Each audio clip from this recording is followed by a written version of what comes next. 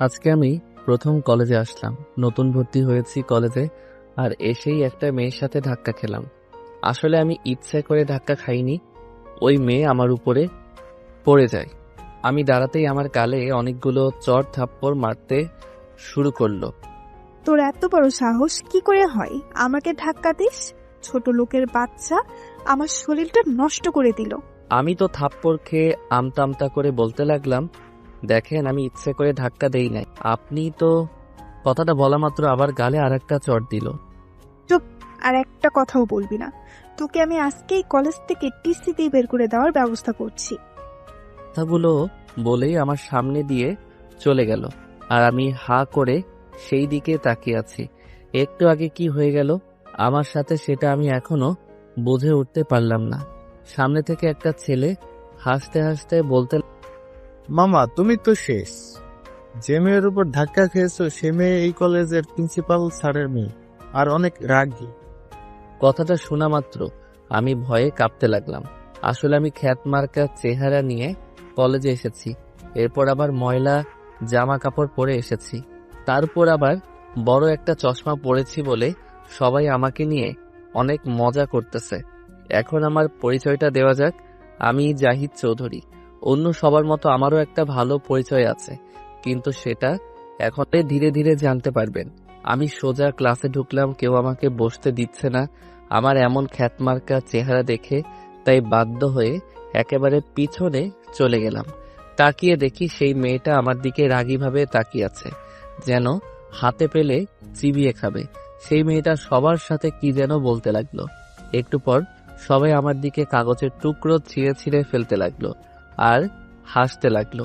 আমি টেবিলের নিচে মুখ গুজে বসে আছি। একটু পর ক্লাসে স্যার আসলো, তাই সবাই চুপ হয়ে গেল। স্যার প্রথম দিন হওয়াতে সবার নাম জিজ্ঞেস করলো, আর একে একে সবার নাম আর পরিচয় দিতে বলল। এরপর ওই মেয়ের নাম বলাতে আমি শুনতে পারলাম তার নাম হৃদিতা। এরপর সবার শেষে আমার পালা আসলো। আমিও আমার নাম বললাম আর বললাম আমার কেউ নেই, আমি একা। এটা শুনে সবাই অবাক হয়ে আমার দিকে তাকিয়ে রইল। আসলে আমার আসল পরিচয়টা সবার কাছ থেকে লুকিয়ে রেখেছি। তারপর সবাই এসে আমার সামনে আসলো আর আমাকে বলল। ওই দাঁড়া। আমি দাঁড়িয়ে গেলাম। জি, আমাকে বলছেন? তুই ছাড়া আর কাকে ডাকবো? জি বলুন, কি দরকার? তুই আমার গায়ের উপর পড়েছিস, তোকে এত সহজে তো আর ছেড়ে দিতে পারি না। এক কাজ কর, তুই 50 বার উঠবস কর এখন, এরপর তুই এখান থেকে যেতে পারবি, তা না হলে এখান থেকে এক পাও যেতে পারবি না। দয়া করে আমাকে ক্ষমা করে দিন, আমার ভুল হয়ে গিয়েছে। আমি সত্যি আপনাকে ইচ্ছে করে আপনার উপরে পড়ে যাইনি। চুপ, একদম চুপ। তোকে যা করতে বলেছে তুই তাই কর। মাথা গরম হয়ে গিয়েছে ওই মেয়ের এমন কথা শোনার পর। ইচ্ছে হচ্ছিল তার গালে চড় দেই, কিন্তু আমার পুরনো কথাগুলো মনে পড়ে গেল। বাবার সাথে প্রতিজ্ঞা করার কথা বলেছিলাম, যেদিন নিজের মতো করে ক্যারিয়ার গড়তে পারবো সেদিন আপনার সামনে আসবো। কথাগুলো মনে পড়তেই আবার চুপ হয়ে গেলাম। আর তাই কোনো উপায় না পেয়ে যখন উঠবস করতে যাব, তখন কেউ একজন আমার কাছে। ভাই আপনি এখানে? আমি তাকিয়ে দেখলাম আমি আগে যে কলেজে পড়তাম সেই কলেজের এক ছোট ভাই আমার সামনে। আমি তাকে চিনেও না চিনার ভান করে বললাম, কে ভাই আপনি? ছেলেটা বলল, ভাই আমি রিয়াজ, আপনি আমাকে চিনতে পারছেন না? আমি তাকে বললাম, আপনার কোথাও ভুল হচ্ছে। ছেলেটা আমাকে উঠিয়ে কিছু দূর নিয়ে গিয়ে বলল, ভাই আপনি এমন করছেন কেন? এবার আমি রিয়াজকে বললাম, তুই এখানে কি করিস? ভাই আমি আসলাম এই কলেজে আমার এক ভাইকে কারা যেন মেরেছে, তাদের সাথে দেখা করতে, আর এসে দেখি আপনি এখানে। তো ভাই আপনার এই অবস্থা কেন? তোকে পরে সব বুঝিয়ে বলবো, এখন তুই আমার আসল পরিচয় কাউকে বলবি না, প্লিজ আমাকে কথা দে। ভাই আপনাকে আমি বাঘের চেয়েও ভয় পাই, আর আপনার কথা আমি না রেখে পারবো নাকি? আপনি যা বলতে বলবেন আমি তাই করব। আচ্ছা, তাহলে আপাতত তুই এখান থেকে যা। কিন্তু ভাই আপনাকে এভাবে আমি একা রেখে চলে যাব? আর দেখে তো মনে হচ্ছে এরা সবাই আপনাকে দিয়ে অনেক মজা করছে। আপনি শুধু একবার বলুন, আমি সবাইকে মজা দেখিয়ে দিচ্ছি। না, তা আর করতে হবে না। আমি সবকিছু ছেড়ে দিয়েছি, আর এখন থেকে ভালো মতো চলবো। তাই যাই হোক না কেন, তুই আর এর মধ্যে জড়াবি না, আর এখান থেকে এখন চলে যা। আর তাদের সামনে গিয়ে আমাকে একটা চট দিয়ে বলবি, তুই ভুল করে আমাকে অন্য কাউকে ভেবে বলে ফেলেছিস। এর আপনি যা বলবেন আমি তাই করব ভাই। আমাদের কথা শেষ করে আবার তাদের সামনে গেলাম। আর আসা মাত্র আমার কথা মতো রিয়াজ আমাকে বলল, তুই তো একটা খ্যাত ছেলে, তোকে ভুলে আমি কি না কি ভেবে বসেছিলাম। এরপর আমার গালে হালকাভাবে একটা চড় দিল। সবাই ভাবলো অনেক জোরে দিয়েছে। এরপর রিয়াজ চলে গেল। যাক, ছোট লোকটা এমনিতেই আজকের মতো শিক্ষা পেয়ে গেছে। তোকে আজকের মতো ছেড়ে দিলাম, কিন্তু কালকে আবার তোর 12টা বাজাবো। বলেই রিদিতা আর তার বন্ধু বান্ধবীরা সবাই চলে গেল। আমিও সেখান থেকে আমার বাসায় চলে আসলাম। বাসা বলতে একটা রুম ভাড়া নিয়েছি। কলেজ থেকে 5 মিনিটের রাস্তা। রুমে এসেই ভাবতে লাগলাম কি ছিলাম আর কি হয়ে গেলাম। আগের পুরনো কথাগুলো মনে পড়ে গেল আর 2 চোখ দিয়ে পানি বের হতে লাগলো। বাবার সেই কথাগুলো এখনো কানের মধ্যে। তোর মতো খারাপ ছেলে আর আমি চাই না। আমার বাসা থেকে বের হয়ে যা। এমন নেশাখোর ছেলের আমার দরকার নেই। যা, আমাদের বাড়ি থেকে বের হয়ে যা। সেদিনের পর থেকে আমি বাড়ি থেকে বের হয়ে এখানে চলে এসেছি আর মনে মনে প্রতিজ্ঞা করেছি নিজেকে পরিবর্তন করে ভালো ছেলে হয়ে এরপরে যাব, এর আগে না। হঠাৎ এগুলো ভাবছি আর পেটের মধ্যে ইঁদুর দৌড়াদৌড়ি শুরু করতে লাগলো। তাই আর কিছু না ভেবে সোজা চলে গেলাম খাবার রান্না করতে। রান্নাঘরে গিয়ে অনেক কষ্টে কিছু হালকা খাবার রান্না করে সেগুলো দিয়ে খেয়ে নিলাম। জীবনে কখনো যে ছেলে রেস্টুরেন্টের খাবার ছাড়া খেত না, সেই ছেলে আজকে ভাত রান্না করে খায়। এগুলো ভাবতেই অবাক লাগে। আসলে সময় মানুষকে অনেক কিছু শিখিয়ে দেয়। এরপর চলে গেলাম টিউশনিতে। অনেক কষ্টে এই টিউশনিটা পেয়েছিলাম আর মাস শেষে যে টাকা পেতাম সেই টাকা দিয়ে নিজের সব খরচ জোগাতাম। এরপর বাসায় আসলাম আর পড়তে শুরু করলাম। তারপর রাত 10টায় বাহির থেকে আনা কিছু খাবার ছিল। আমি নিজেকে প্রমাণ করে দেখাবো যে আমিও চাইলে ভালো ছেলে হয়ে দেখাতে পারি। এরপর পড়তে পড়তে কখন ঘুমিয়ে পড়লাম তা আমার জানা ছিল না। ঘুম ভাঙলো মোবাইলের অ্যালার্মের শব্দে। সেটা বন্ধ করে উঠে দেখি 4:30 বাজে। উঠে অজু করে নামাজ আদায় করে সকালে রান্না শেষ করে সেগুলো খেয়ে কলেজের উদ্দেশ্যে রওনা দিলাম। কলেজের সামনে আসতে দেখলাম রিদিতা আর তার বন্ধুরা আমার দিকেই চেয়ে আছে। একটু পর আমাকে রিদিতা তার সামনে ডাক দিল। আমি তাদের সামনে যেতেই, তুই কিভাবে এমন নামি দামি কলেজে ভর্তি হতে পারলি? তোর যেই অবস্থা, আমার তো তোকে দেখলেই বমি চলে আসে। তুই কি ঠিক মতো গোসল করিস না নাকি? আমি চুপ, কিছু বলছি না, শুধু রিদিতার কথা শুনে যাচ্ছি। একটু পর রিদিতা আমাকে বলল, এখন তুই আমাদের সবার জুতাগুলো পরিষ্কার করে দে। এটাই হলো তোর আজকের শাস্তি। আমি আর কিছু বললাম না। তাদের সামনে গিয়ে তাদের জুতাগুলো পরিষ্কার করে দিতে লাগলাম। আর মনে হলো আমার চোখ দিয়ে পানি বের হচ্ছে। আগে কি ছিলাম আর আজকে কি হচ্ছে, সবই ভাগ্যের খেলা। আমি সবার জুতাগুলো পরিষ্কার করার সময় ভুল করে রিদিতার পায়ে আমার হাত লেগে যায়। আর তাতে রিদিতা আমাকে একটা লাফ আর বলতে লাগলো, তোর সাহস কি করে হয়, ছোট লোকের বাচ্চা, আমাকে স্পর্শ করিস? আমি লাথির কারণে কিছুটা পিছনে চলে যাই। এরপর বললাম, ভুল হয়ে গিয়েছে, আমাকে ক্ষমা করে দিন। এরপর রিদিতা আমার উপর কিছু টাকা ছুড়ে দিয়ে সেখান থেকে চলে যায়। আমিও বসে বসে সেই টাকাগুলো নিয়ে ক্লাসে চলে যাই। মনে মনে ভাবলাম লকিতেও আর টাকা পাইনি, কষ্ট করে জুতা পরিষ্কার করে এরপর টাকা পেয়েছি। এরপর ক্লাসে স্যার চলে আসলো আর আমাদের ক্লাস শুরু করে দিল। মন দিয়ে ক্লাস করতে লাগলাম আর একটু পরপরই রিদিতার দিকে আর চোখে তাকাচ্ছি। আসলে মেয়েটার চেহারাটা পুরো একদম পরীদের মতো, দেখলেই চেয়ে থাকতে মন চায়। এ যেন আকাশ থেকে কোনো পরী ভুল করে এই পৃথিবীতে চলে এসেছে। এগুলো ভাবছি আর রিদিতার দিকে তাকিয়ে আছি। একটু পর স্যার আমাকে জিজ্ঞেস করলো আমি কি করছি। আমি বললাম, কই কিছু না তো। তাই স্যার আমাকে বলল, এতক্ষণ উনি যা পড়িয়েছেন সেগুলো থেকে একটা প্রশ্ন করবে, তার উত্তর যেন আমি ঠিকভাবে দেই। এরপর স্যার আমাকে অনেক কঠিন একটা প্রশ্ন করলো। সবাই তো অবাক, কারণ এমন প্রশ্নের উত্তর দেওয়া ইম্পসিবল। রিদিতার দিকে তাকিয়ে দেখি সে আর তার বন্ধুরা আমার দিকে চেয়ে হাসছে মিটিমিটি। আজকে একদম উচিত শিক্ষা পাবে, কারণ এই প্রশ্নের উত্তর আজ পর্যন্ত কেউ দিতে পারে নাই। আমি স্যারের কথা শেষ হওয়ার পর প্রশ্নের উত্তরটা দিতে শুরু করলাম। এটা দেখে সবাই তো রীতিমতো ভেবা চেকা খেয়ে গিয়েছে। স্যার আমাকে বাহ, তুমি তো অনেক ভালো ছাত্র। আশা করি তুমি এই কলেজের নাম উজ্জ্বল করবে আর অনেক বড় হতে পারবে। ক্লাস শেষ করে স্যার যখন চলে গেল, এরপর সবাই আমার দিকে হা হয়ে তাকিয়ে আছে, কারণ আমার মতো খ্যাত ছেলে কিভাবে এত কঠিন প্রশ্নের উত্তর দিয়ে দিলাম। কিছুক্ষণ পর 2জন ছেলে আমার সামনে এসে আমার সাথে কথা বলতে চলে আসলো। হ্যাঁ, আমি অনিক। আর আমি রাকিব। আমি জাহিদ। আচ্ছা, আমরা কি বন্ধু হতে পারি? ঠিক আছে, আমার তাতে কোনো সমস্যা নেই, যদি আপনাদের সমস্যা না থাকে। ওই তুই আমাদের আপনি করে বলছিস কেন? তুই করে বল, তা না হলে কিন্তু তোর সঙ্গে কোনো কথা নেই। আচ্ছা ঠিক আছে, তুই করে বলবো। আরো কিছু কথা বলে তাদের সাথে ক্লাস করে রুম থেকে চলে ক্যান্টিনে চলে গেলাম। সেখানে গিয়ে দেখি রিদিতা আর তার বন্ধুরা আগে থেকে চলে এসেছে। আমাকে দেখেই ওই আবুল, এদিকে আয়। আমাকে বলছেন, তোকে ছাড়া আর কাকে বলবো? কিন্তু আমার নাম তো আবুল না, আমার নাম জাহিদ। চুপ, ছোট লোক। তুই এখানে কি করিস? তুই এখানে আসলে এই পরিবেশটা নষ্ট হয়ে যাবে। যা এখান থেকে, চলে যা। তুমি আমার বন্ধুর সাথে এভাবে কথা বলছো কেন? বাহ, আবুলের আবার বন্ধুও হয় নাকি? বন্ধু কি শুধু বড় লোকদেরই থাকে নাকি? এই আবুলের জন্য তোরা আমার সাথে বড় বড় কথা বলছিস? তোদের আমি 12টা বাজিয়ে দিব। দয়া করে ওদের কিছু বলবেন না, আমার জন্য তারা আপনার সাথে এইভাবে কথা বলেছে, তাই আমাকে যা ঠিকই তো, তোর জন্য আজকে আমাকে এভাবে কথাগুলো বলছে। আজকে তোর খবর আছে। কথাটা বলতেই রিদিতা আবার আমার গালে একটা চড় মেরে দেয়। আমিও গালে হাত দিয়ে দাঁড়িয়ে আছি। অনিক আর রাকিব বলল, চুপচাপ এভাবেই মার খেয়ে যাবি? কি করব বলো, তাছাড়া আমার যে আর কিছু করারই নেই। কিছু বললেই তো আবার কলেজ থেকে যদি বের করে দেয়, তাহলে তো আমার সব ক্যারিয়ার শেষ হয়ে যাবে। আচ্ছা বাদ দে, মন খারাপ করিস না, আমরা তোর সাথে সবসময় পাশে থাকবো। আচ্ছা চল, খেয়ে বাসায় চলে যাই, আমার আবার অনেক কাজ আছে। খাওয়া শেষ করে কলেজ থেকে বের হয়ে বাসায় গিয়ে ফ্রেশ হয়ে সোজা চলে গেলাম টিউশনিতে। এরপর আবার বাসায় এসে পড়তে শুরু করলাম।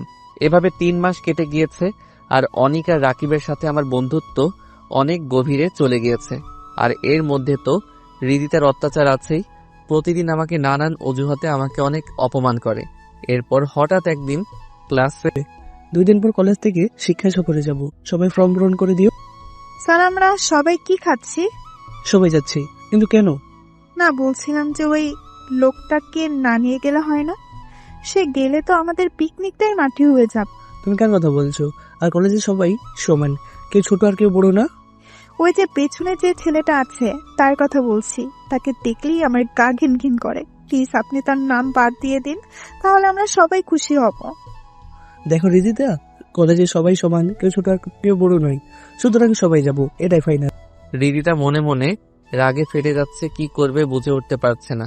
ক্লাস শেষ, তাই রিদিতা সোজা জাহিদের কাছে চলে গেল আর বলল, তুই ভুলেও আমাদের সাথে যাবি না, আর যদি যাস তাহলে তোর এমন অবস্থা করব যেন 1 মাস হাসপাতালে থাকতে হয়। আচ্ছা ঠিক আছে, আমি যাব না। আর আমার কাছে পিকনিকে যাওয়ার মতো টাকাও নাই, তাই আপনি টেনশন করবেন না। ঠিক আছে, কথাটা যেন মনে থাকে। এরপর আনিক আর রাকিব আমার কাছে একটা ফর্ম নিয়ে এসে বলে, বন্ধু, এটা পূরণ কর তাড়াতাড়ি। কি এটা? পিকনিকে যাওয়ার ফর্ম। না রে বন্ধু, তোরা যা, আমি যাব না, আমার কাজ আছে অনেক। তুই না গেলে আমরা কেউই যাব না। তোরা বুঝবার চেষ্টা কর, আমি গেলে অনেক সমস্যা হবে। দেখলি তো রিদিতা আমাকে সবার সামনে কিভাবে অপমান করেছে। আরে বাদ দে তো ওই মেয়ের কথা, তুই যাবি আমাদের সাথে থাকবি আর মজা করবি, আর তোদের টাকা আমি দিব, আমি আগে থেকে বলে দিলাম। শালা মায়ের খাবি কিন্তু, টাকা আমি দিব। এভাবে তাদের মাঝে মজার ঝগড়া আর খুনসুটি হতে হতে 2 দিন পর কলেজের সামনে সবাই হাজির হলো বাসের সামনে। আর বাসের সামনে আসতেই রিদিতা দেখলো আবুলটা বাসের ভিতরে ঢুকছে। রিদিতার তো তা দেখে রাগে ফেটে যাচ্ছে। সবাই বাসে বসে বক্সের তালে তালে গান গাইছে আর নাচানাচি করছে, আর আমি পিছনের সিটে এক কোণে বসে আছি, যাতে আবার কোনো এরপর সারা রাত বাসে ঘুমানোর পর সকালবেলা আমরা নামলাম কক্সবাজার। সবাই একে একে বাস থেকে নামতে লাগলো। আমি আর অনিক আর রাকিব আমরা একসাথে নামলাম। স্যার আমাদের সবাইকে ডাক দিয়ে বললেন, এখানে যেন কোনো ধরনের সমস্যা না করি, আর কাউকে না বলে একা একা দৌড়ে কোথাও না যাই। এরপর সবাইকে নিয়ে হোটেলে নিয়ে গেল, যেটা আগে থেকেই বুকিং করা ছিল। আমাদের 3 জনের একটা রুমের চাবি দিল। আমরা রুমে গিয়ে রেস্ট নিলাম, আর কিছুক্ষণ পর সবাই ঘুমিয়ে পড়লাম। এরপর দুপুরে উঠে সবাই খাওয়া শেষ করে বিকেলবেলা আবার সবাই এক জায়গায় হাজির। সবাই এখন আশেপাশে ঘুরতে যাও, কিন্তু ভুলেও বেশি দূরে যাবে না, তাহলে তার বিরুদ্ধে কঠিন ব্যবস্থা নেওয়া হবে। বাহিরে আসতেই স্যার বলল, সবাই এক হও, গ্রুপে ছবি তুলতে হবে। সবাই যখন একসাথে হলো তখন রিদিতা বলল, স্যার, ওই আবুল যেন আমাদের সাথে না আসে, তাহলে আমরা কেউ ছবি তুলবো না। আমি দেখলাম রিদিতার সাথে সাথে তার বন্ধুরাও আমাকে তাদের সাথে আসতে না করছে। তখন স্যার বলল, দেখো এটা ঠিক না, তোমরা সবাই ছেলেটাকে এভাবে অপমান করতে পারো না। আর এটা কলেজের নিয়ম, সবাইকে ছবিতে থাকতে হবে। তাহলে আপনিও ছবি তোলেন, আমরা সবাই গেলাম। আপনারা কেউ যাবেন না, আর আমার ছবি তুলতে কোনো ইচ্ছা নেই। আপনারাই ছবি তুলুন, আমি অন্যদিকে আছি। স্যার আবুল যখন বলে দিয়েছে সে ছবি তুলবে না, তাহলে তো হয়েই গেল। স্যার আর কিছু না বলে আমাকে একা রেখেই ছবি তুলে ফেললো। আমি অন্যদিকে আনমনে তাকিয়ে আছি। একটু পর আমার কাঁধে কে যেন হাত রাখলো। পিছনে তাকিয়ে দেখি অনিক আর রাকিব আমার দিকে রাগী দৃষ্টিতে তাকিয়ে আছে। কিরে তোরা আমার উপর এভাবে রাগী ভাবে তাকিয়ে? তুই ছবি তুলতে আসলে না কেন? এমনি রে, আমার এগুলো ভালো লাগে না। তুই রিদিতাকে কেন এত ভয় পাস? আমরা তো আছি তোর সাথে।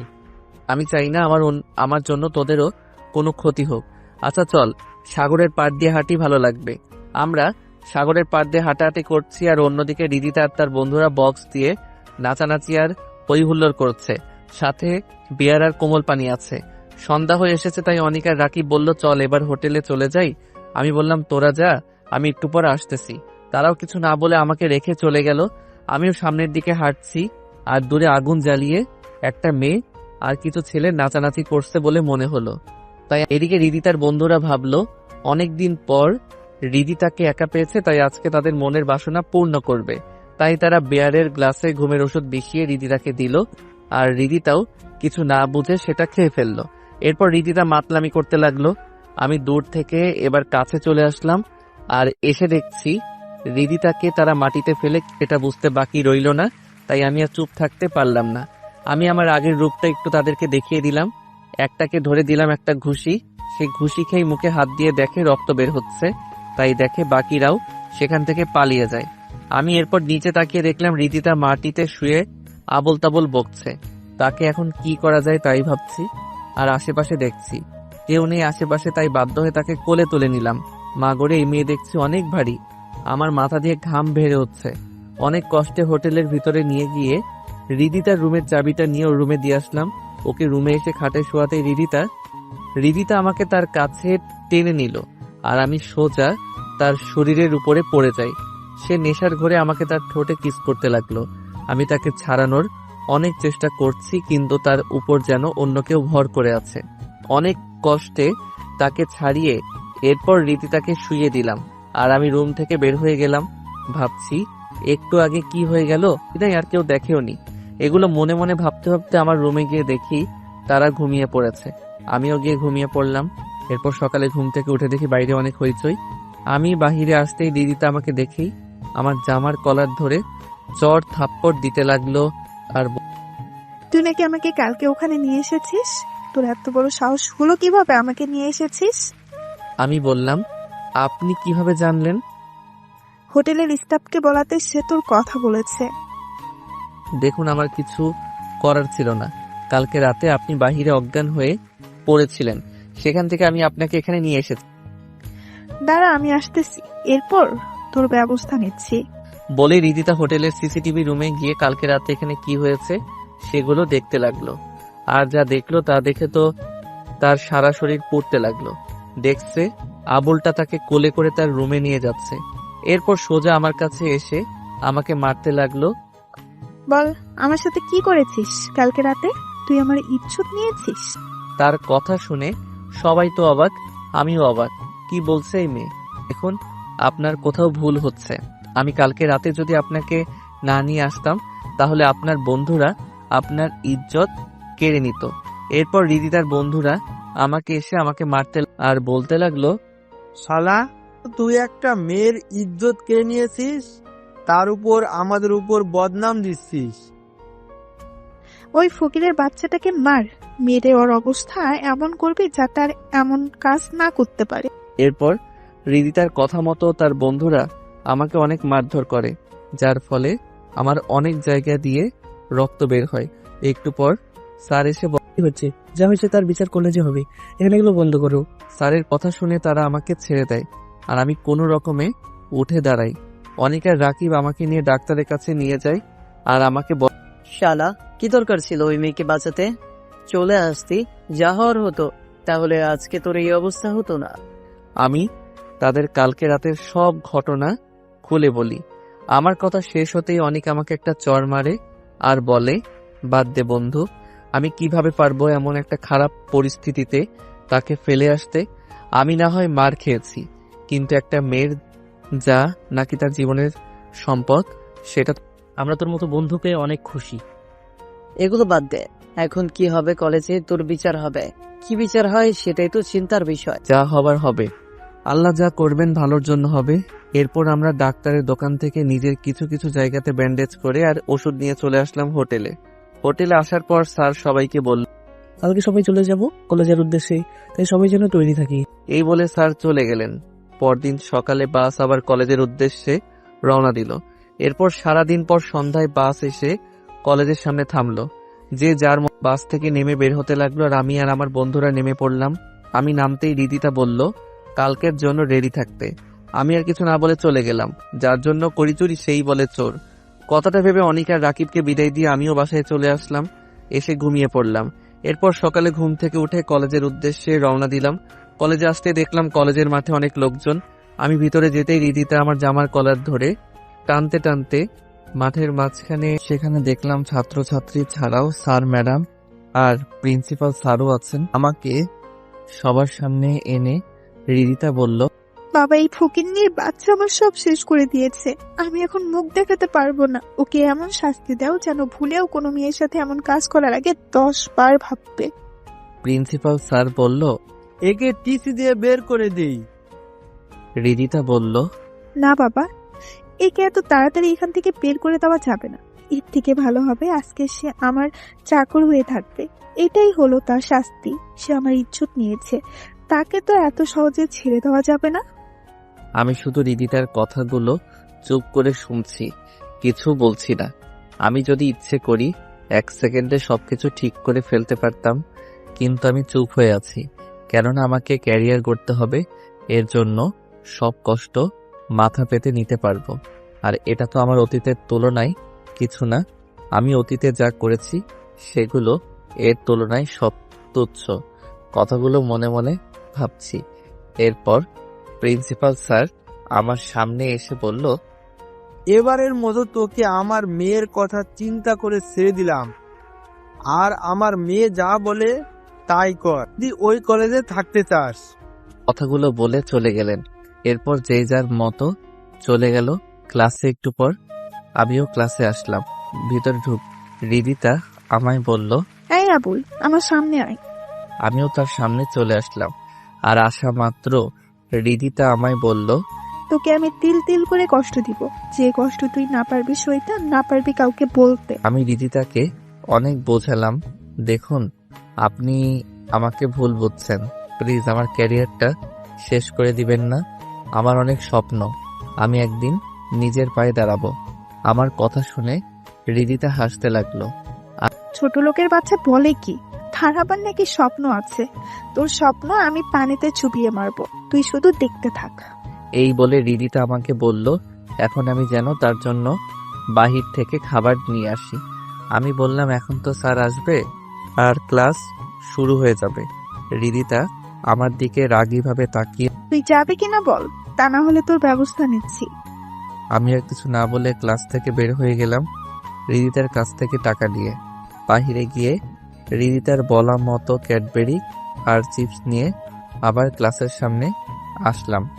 দেখি স্যার ক্লাস করাচ্ছেন। আমাকে দেখেই স্যার বলল, ক্লাস ফাঁকি দে, কোথায় গিয়েছিলি? আমি চুপ করে থাকাতে স্যার আরো অনেক কথা শোনাতে লাগলেন। এরপর আমাকে বাহিরেই থাকতে বললেন। আমিও চুপ হয়ে আছি বাহিরে। এরপর স্যার ক্লাস শেষ করে বাহিরে বের হলে আমি ভিতরে গিয়ে রিদিতার হাতে খাবারের প্যাকেটটি দিয়ে আবার পিছনে চলে আসলাম। আর ভাবতে, এভাবে তো আর আমি নিজের ক্যারিয়ার করতে পারবো না। আমাকে কিছু একটা ভাবতে হবে।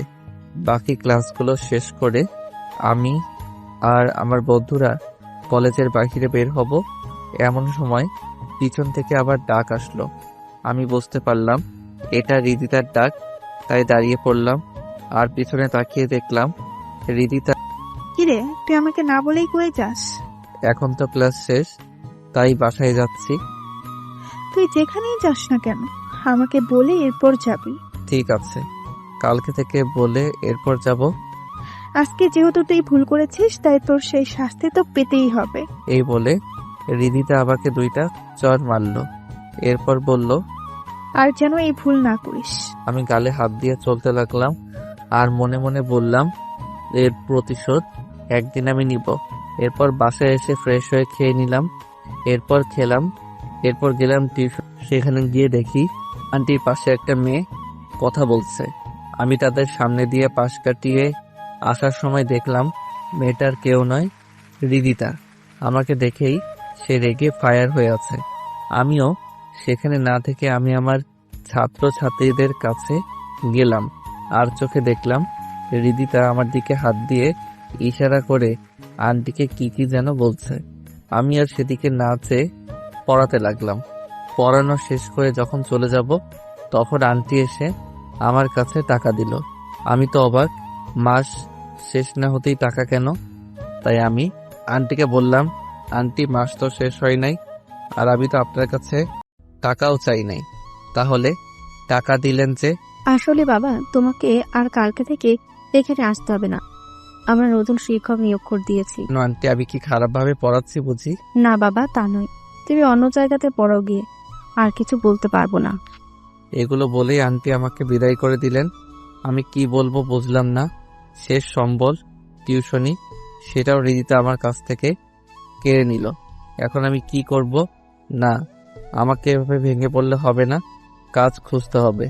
কিন্তু এখন কি কাজ করব এগুলো ভাবছি আর রাস্তা দিয়ে হাঁটছি।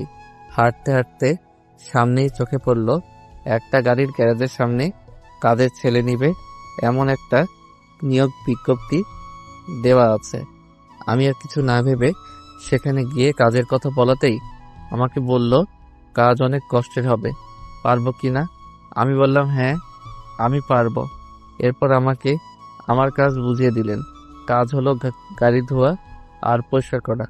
যাক, কাজ শেষ করে বাসায় এসে খাবার খেয়ে পড়তে শুরু করলাম। এরপর গভীর রাতে ঘুমিয়ে পড়লাম। পরদিন সকালে কলেজে গেলাম। ভেতরে আসতেই আবার রিদিতার। আয় আবুল, এদিকে আয়। জি বলুন। তুই এরকম খ্যাত মার্কা হয়ে কলেজে আসিস কেন? গরিব মানুষের আবার এর থেকে ভালো কিছু হয় নাকি? আমি তোকে কিছু টাকা দেই, তুই তারপরেও এভাবে কলেজে আসিস না। যতই হোক তুই আমার চাকর বলে কথা। আমার একটা মান সম্মান আছে। আমি ভেবেছিলাম হয়তো মেয়েটা ভালো হয়ে গিয়েছে, কিন্তু আমি ভুল ছিলাম। এর মেয়ের মতো অহংকারী মেয়ে কখনো ভালো হতে পারে না। থাক, তা আর আমার প্রয়োজন নেই। আমি যেভাবে আছি ভালো আছি। চুপ, তোর জন্য আমাকে ছোট হতে হবে সেটা আমি কখনো মেনে নিব না। তাই আমি যা বলছি তুই তাই কর। আমি কি করব কিছু বুঝে উঠতে পারছি না। এর পিছনে অবশ্য কারণ আছে, আর সে কারণটা হলো আমাকে ভালো পোশাকে দেখলে আমার মনে হয় না কোনো মেয়ে আমাকে দেখে ক্রাশ খেয়ে থাকতে পারবে। কারণ আমি জিম করে শরীরকে 6 প্যাক অনেক আগেই। এর উপর আবার আমার মাথায় যে চুল আছে সেই চুলের যে স্টাইল আছে সেই স্টাইল করতেই লাখ লাখ টাকা খরচ করে। এখন যদি আমার আসল রূপ সবাই দেখে ফেলে তাহলে আমার জন্য সেটা মোটেও ভালো কথা না। কি করব ভাবছি, এমন সময় মনে পড়ল রিদিতাকে একটু রাগানো যাক, তাহলে হয়তো এবারের মতো বেঁচে যাব। তাই কথা মতো রিদিতাকে বললাম, আচ্ছা আপনি আমাকে সবসময় আবুল বলেন কেন? আপনি নিজেই তো একটা মেন্টাল। রিদিতা তো আমার মুখ থেকে এমন কথা শুনে তো রেগে ফায়ার সার্ভিসের প্রয়োজন হবে বলে মনে হচ্ছে। না পেয়ে সেখান থেকে দিলাম এক চম্পট। রিদিতা আমার পিছন থেকে বলতে লাগলো, হাই, কই যাস? দাঁড়া দাঁড়া বলছি, তা না হলে তোর খবর আছে। আমাকে আবার পাইকে। আমি সোজা সেখান থেকে চলে ক্লাসে ঢুকে গেলাম। মনে মনে ভাবছি, যাক বাবা, অনেক বড় বিপদ থেকে বেঁচে গিয়েছি। এখন কোনো রকম ভাবে ক্লাসগুলো শেষ করতে পারলেই হলো। একটু পর রিদিতা আর তার বান্ধবীরা ক্লাসে ঢুকে গেল। এর সাথে স্যারও ভিতরে ঢুকলো। মনে মনে ভাবছি, আল্লাহ অল্পতে বাঁচিয়ে দিলেন। রিদিতার দিকে তাকাতেই সে আমায় হাতের ইশারায় বোঝাচ্ছে আজকে আমি শেষ। আমি একটু ঢোক গিললাম। যেভাবে হোক ক্লাস শেষ করে কোনো দিকে না তাকিয়ে এক দৌড়ে কলেজ থেকে বের হয়ে যাব, কারণ আমি চাই না এটা নিয়ে আবার বাড়তি ঝামেলায় পড়ি। যেমন ভাবা তেমন কাজ। সব ক্লাস শেষ হতেই কাউকে কিছু না বলেই দিলাম এক দৌড়ে কলেজের বাহিরে। এরপর বাহিরে গিয়ে ভাবছি এভাবে আর কতদিন করে পালিয়ে বাঁচবো। তোর যা আছে কপালে পরে দেখা যাবে, এখন গ্যারেজে চলে যাই। কাজটা আমার জন্য ভালোই হয়েছে। দুপুর 2টা থেকে সন্ধ্যা 6টা পর্যন্ত গ্যারেজে গিয়ে বড় ভাইকে সালাম জানিয়ে কাজে পড়লাম। এভাবে প্রায় 3 মাস চলে গেল। সবই ঠিক আছে, কিন্তু হৃদিতার শাস্তির কোনো কমতি রাখে না আমার জন্য। কেন একটা শাস্তি আমার জন্য থাকবেই, আর আমিও সেগুলো চুপ করে সয়ে যাই। কালকেই তো আমাকে শাস্তি হিসেবে কলেজের বড় মাঠ 10 বার চক্কর দিতে বলেছে, আমিও তাই করলাম। 10 বার এত বড় মাঠ সহজেই তো আর চক্কর দেওয়া যায় না। আমার বেলাতেও কাটতে অনেক কষ্ট হচ্ছিল, কিন্তু হৃদিতার মন একবারও গলেনি। 10 বার চক্কর দেওয়ার পর আমার মুক্তি হলো। এখন আমি গাড়ির মেকানিক। এই কয়দিনে অনেক কিছু শিখে গিয়েছি। আমার একটা ভালো গুণ আছে, সেটা হলো আমি একবারে যে জিনিসটা দেখাবো সেটা খুব সহজেই শিখে নিতে পারি। তাই আমার এই কাজগুলো শিখতে বেশি দেরি হলো না। এমনই একদিন কাজ করার সময় গ্যারেজে একটা গাড়ি আসলো। গাড়ির ভিতর থেকে যে নামলো তাকে দেখেই আমি তো পুরাই অবাক, কারণ গাড়ি থেকে আর কেউ না, হৃদিতা নেমেছে। সে বাহ, তুই এখানে কাজ করিস? কি করব বলুন, আগে টিউশনিটা তো আপনি আমার কাছ থেকে কেড়ে নিলেন, তাই বাধ্য হয়ে জায়গাতে কাজ করছি। বেশ করেছে তোকে টিউশন থেকে বের করে দিয়ে। বেশি কথা বললে এই জায়গা থেকেও তোকে তাড়ানোর ব্যবস্থা করব। আমি আর বেশি কথা না বলে বললাম, তা কি সমস্যা হয়েছে গাড়ির? কেন সে কথা আমি তোকে কেন বলবো? কারণ এখানে গাড়ি আমি ঠিক করি। মানে তুই আমার গাড়িতে হাত দিবি? তুই জানিস এই গাড়ির দাম কত? তোর মতো ফকিন্নি আমার গাড়িতে হাত দিলেই তো আমার গাড়ির সৌন্দর্য নষ্ট হয়ে যাবে। তাহলে আপনি অন্য জায়গাতে নিয়ে যান। এখানে কেন নিয়ে এসেছেন? তুই আমার মুখের উপর কথা বলিস? তোর এত বড় সাহস! কথা না বলে আমার গাড়ি ঠিক করে দে, কিন্তু খুব সাবধানে। গাড়ির যেন কোনো ক্ষতি না হয়, তাহলে তোর কিডনি বিক্রি করে দেব। কি মেয়ে রে বাবা, এমন মেয়ে জীবনেও দেখি নাই। সব সময় অহংকার, আর সামান্য 5 লাখ টাকার গাড়ির জন্য এই অবস্থা। ভাবতেই হাসি পেল। তাই আর কিছু না ভেবে হৃদিতার গাড়ি ঠিক করতে লাগলাম। ইঞ্জিনের সমস্যা ঠিক করতে অনেক সময় লাগবে, তাই হৃদিতাকে বললাম, আপনার গাড়ির ইঞ্জিন নষ্ট হয়ে গিয়েছে, নতুন লাগাতে হবে, আর আজকে ঠিক হবে না, কাল। ভালো গাড়ি আর তুই বলছিস ইঞ্জিন নষ্ট? আমার গাড়ির ইঞ্জিন চুরি করার ধান্দা। তোদের মতো ছোট লোকদের আমি ভালো করেই চিনি। আপনার যদি আমার কথা বিশ্বাস না হয় তাহলে অন্য গ্যারেজে নিয়ে যান। এরপর হৃদিতা আমাকে তার গাড়ির চাবি দিয়ে আরো কিছু গালাগালি করে চলে গেল। ইচ্ছে করছিল গাড়িটার 12টা বাজিয়ে ফেলি, কিন্তু এখন নিজেকে পরিবর্তন করতে চেষ্টা করছি, তাই আর মাথা গরম। আমি গাড়ির ইঞ্জিনটা খুলে রেখে এরপর বাসায় চলে আসি। বাসায় এসে খাবার খেয়ে পড়তে শুরু করি, কারণ কিছুদিন পর পরীক্ষা শুরু, তাই আমাকে বেশি করে পড়তে হবে। ভালো রেজাল্ট যে আনতেই হবে। সকালে ঘুম থেকে উঠে কলেজে চলে গেলাম। সেখানে অনিক আর রাকিব আমার জন্য অপেক্ষা করছে। আমি তাদের সামনে গিয়ে বললাম, কিরে জাহির, তুই কিন্তু অনেক পরিবর্তন হয়ে গেছিস। আমাদের সাথে ঠিক মতো কথা বলতে চাস না। তোর কি হয়েছে বলতো? তোরা তো জানিস হৃদিতা আমার উপর কি রকম অত্যাচার করে। আমি চাই না আমার জন্য তোদের কোনো ক্ষতি হোক। তুই শুধু শুধু আমাদের নিয়ে ভয় পাস। তোর কি মনে হয় আমরা কি গরিব ঘরের ছেলে নাকি যে আমাদের যেভাবে ইচ্ছে সেভাবে নাচাবে? কি বলিস রাকিব, তোর বাবা কি করে? তুই জেকে কোম্পানির নাম শুনেছিস? যে কোম্পানি বর্তমান গ্লোবালে নাম্বার 1 আছে। তো আমার বাবা সেই কোম্পানির ম্যানেজার। আমি একটু হাসলাম মনে মনে, কেননা এই কোম্পানিটাই তো আমার বাবার। আবার মুখে হাসির আভাস দেখে রাকিব আমাকে বলল, তুই হাসিস কেন? আমি তার কথা শুনে বর্তমানে ফিরে আসলাম। কই না তো, কিছু না। তাহলে হাসলি কেন তুই? আরে না, এমনি ভাবছি তোরা অনেক কোটিপতি রে, তোকে দেখে এখন আমার খুব হিংসা হচ্ছে। দূর শালা, মজা লস। তুই আমার বন্ধু, আমারও যা তোরও তাই। আর আমি কি পানিতে আসলাম নাকি? আমার বাবাও তো জেকে কোম্পানিতে চাকরি করে। সবার বাবা দেখছি জেকে কোম্পানিতে কাজ করে। বাহ, ভালো তো। তুই এখন থেকে আর হৃদিতাকে কোনো ভয় পাবি না, আমরা তোর সাথে আছি।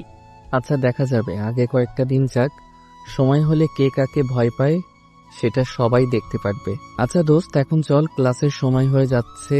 ক্লাসে ঢুকে সোজা বেঞ্চে বসে পড়লাম, কিন্তু কি হলো, এটা নিচ দিয়ে ভিজে লাগছে কেন?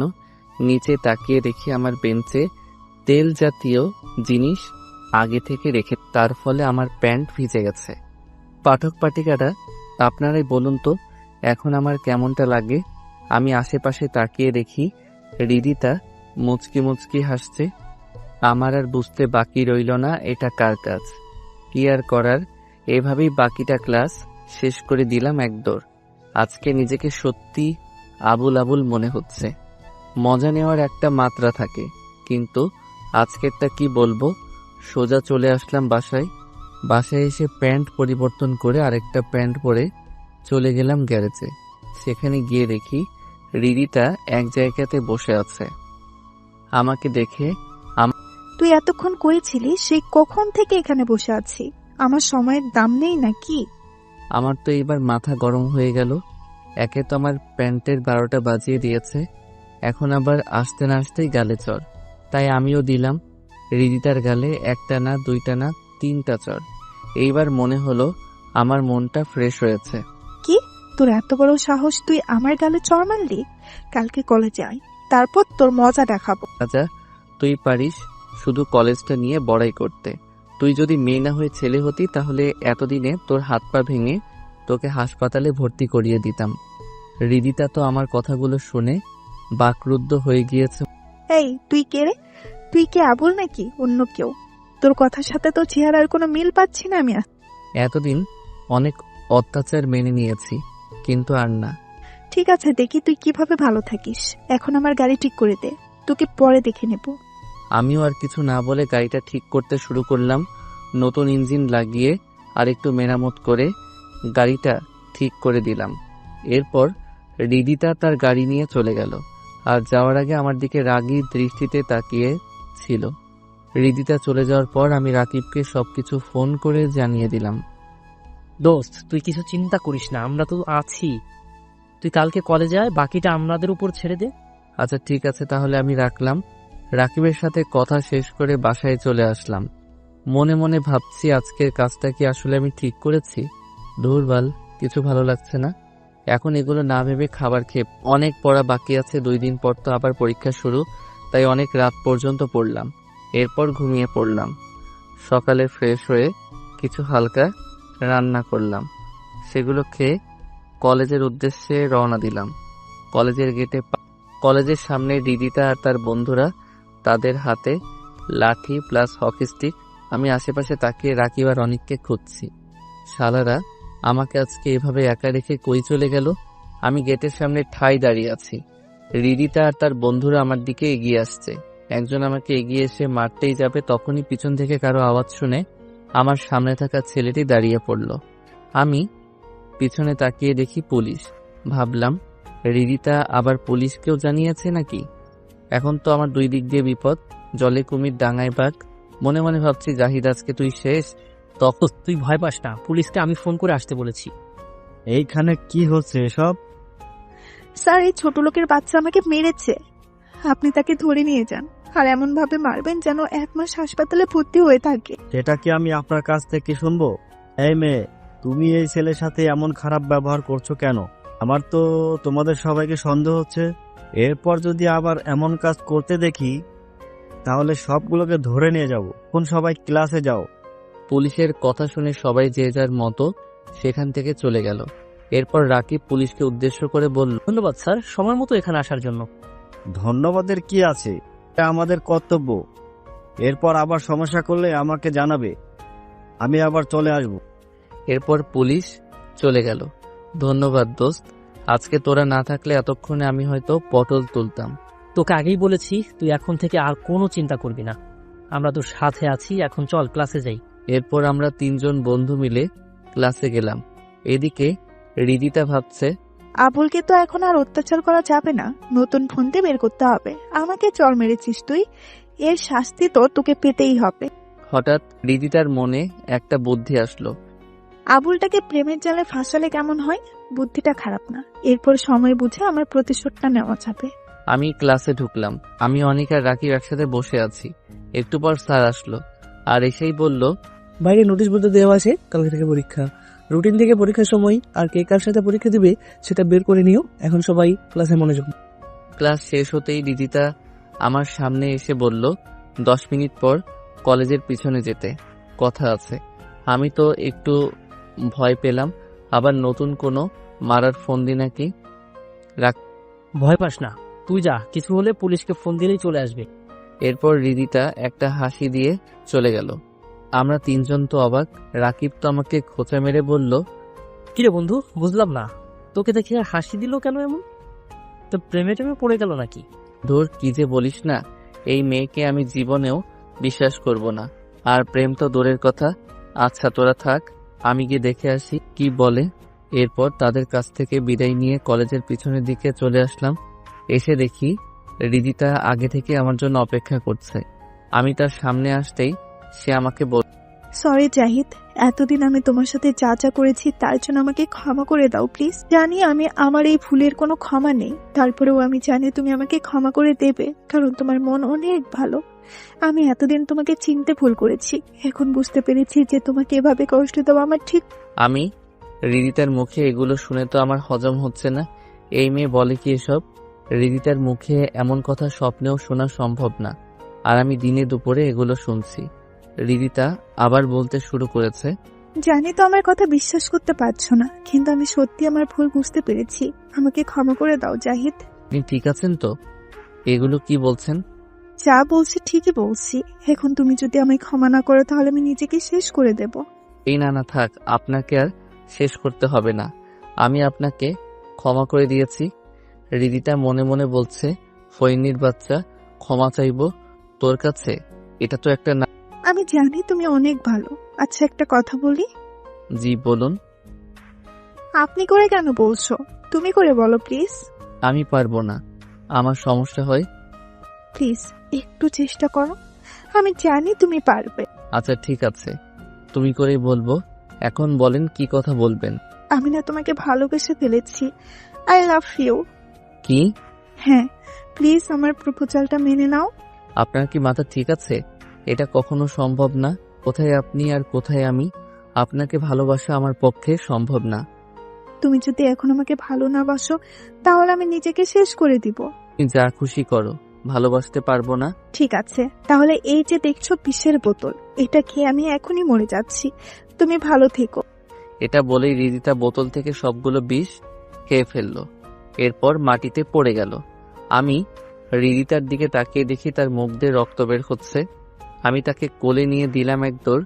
কলেজে সবসময় একটা অ্যাম্বুলেন্স থাকতো, সেটা বের করে তাকে নিয়ে গেলাম হাসপাতালে। হাসপাতালে নিয়ে গিয়ে ডাক্তারকে আমার ডাক শুনে নার্স এগিয়ে আসে, রিদিতাকে একটা টেবিলে শুয়ে নিয়ে গেল অপারেশন থিয়েটারে। অনেকক্ষণ পর ডাক্তার বের হয়ে আসলো। আমি গিয়ে ডাক্তারকে বললাম, রিদিতার কিছু হয়নি? চিন্তার কোনো কারণ নেই, বিপদমুক্ত আছে, যান গিয়ে দেখা আসেন। কথাটা শুনে চলে গেলাম। ভিতরে গিয়ে দেখি রিদিতা শুয়ে আছে। আমি গিয়ে বললাম, আপনি কি পাগল হয়ে গেছেন? যদি আপনার কিছু হয়ে যেত তাহলে কি হতো? আমার যা হবার হতো তাতে তোমার কি? এখন যদি আমাকে ভালো না বাসো তাহলে আমি এখন আবার বিষ খাবো। আমি আর কিছু না বলে রিদিতার হাত ধরলাম আর বললাম, ঠিক আছে, আমিও তোমাকে ভালোবাসি, তুমি আর এমন পাগলামি করো না প্লিজ। রিদিতা তো মনে মনে অনেক খুশি, কারণ তার প্ল্যানটা কাজে দিয়েছে। আসলে বিষ হিসেবে রিদিতা টমেটো সস দিয়ে বোতল ভরে রেখেছিল, আর সেটাই খেয়ে মুখ থেকে বের করেছিল। আর তাই দেখে জাহিদ রক্ত মনে করেছিল। আর হাসপাতালে ডাক্তারকে রিদিতা আগে থেকেই বলে রেখেছিল যে সে আসলে তাকে নিয়ে যেন এমনভাবেই নাটক করে যায় সবাই, আর জাহিদকে কিছু মনে করতে না দেয়। বোকা জাহিদ, রিদিতার কোনো প্ল্যানই বুঝলো না। তুমি হাসছো যে, কি হয়েছে তোমার? এই হাসি সুখের হাসি, তোমাকে কাছে পাওয়ার হাসি। আচ্ছা ঠিক আছে, তাহলে এখন শুয়ে থাকো, কালকে তো আবার পরীক্ষা শুরু, পরীক্ষা দিতে পারবে তো? সেটা নিয়ে তোমাকে ভাবতে হবে না, তুমি শুধু আমার পাশে সব সময় থেকো, তাহলে আমি ঠিক হয়ে যাব। সত্যি মেয়েটা অনেক পরিবর্তন হয়ে গিয়েছে, মনে মনে ভাবছি আমি। আচ্ছা তুমি এখন ঘুমাও, আমি তাহলে বাসায় গেলাম। আচ্ছা যাও, আর সাবধানে যেও, কালকে কলেজে দেখা হবে। এই বলে রিদিতা আমার কপালে একটা কিস করলো। আমি তো অবাক, কি হলো এটা? আমি একটু লজ্জা পেলাম। তাকিয়ে দেখি রিদিতাও লজ্জায় নিচের দিকে তাকিয়ে আছে। আমি এরপর রিদিতাকে বিদায় দিয়ে বাসায় চলে আসলাম। অন্যদিকে রিদিতা তার মুখ ভালো করে ধুয়ে নিচ্ছে আর মনে প্রতিশোধ নেওয়ার জন্য একটা ছোট লোকের বাচ্চাকে আমি কিস করলাম। ইস, ঘৃণায় শরীর জ্বলে যাচ্ছে। যাক, অবশেষে আবুলটাকে আমার জালে ফাঁসাতে পেরেছি। এখন শুধু সময়ের অপেক্ষা। আমি বাসায় এসে কিছু খাবার খেয়ে চলে গেলাম গ্যারেজে। সেখানে বড় ভাইকে বললাম, ভাইয়া আমার কিছুদিন ছুটি লাগবে, কালকে থেকে আমার পরীক্ষা। বড় ভাই আমাকে বলল, ঠিক আছে, সমস্যা নেই। ভালো করে পরীক্ষা দিস আর পরীক্ষার পর আবার কাজে চলে আসিস। আর এনে তোর আগের মাসে। আমি টাকা হাতে নিয়ে ভাইয়াকে ধন্যবাদ জানিয়ে রুমে চলে আসলাম। এসে পড়ায় মন দিলাম। অনেক রাত পর্যন্ত পড়লাম। পড়া শেষ করে ঘুমিয়ে পড়লাম। এরপর কখন সকাল হলো বুঝতেই পারলাম না। মোবাইলের অ্যালার্মে ঘুম ভাঙলো। ঘুম থেকে উঠে ফ্রেশ হয়ে সকালে নাস্তা করলাম। এরপর রেডি হয়ে চলে গেলাম কলেজে।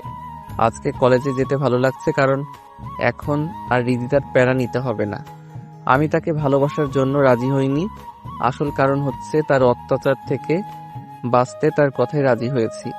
কথাগুলো ভাবতে ভাবতে কলেজের সামনে চলে আসলাম।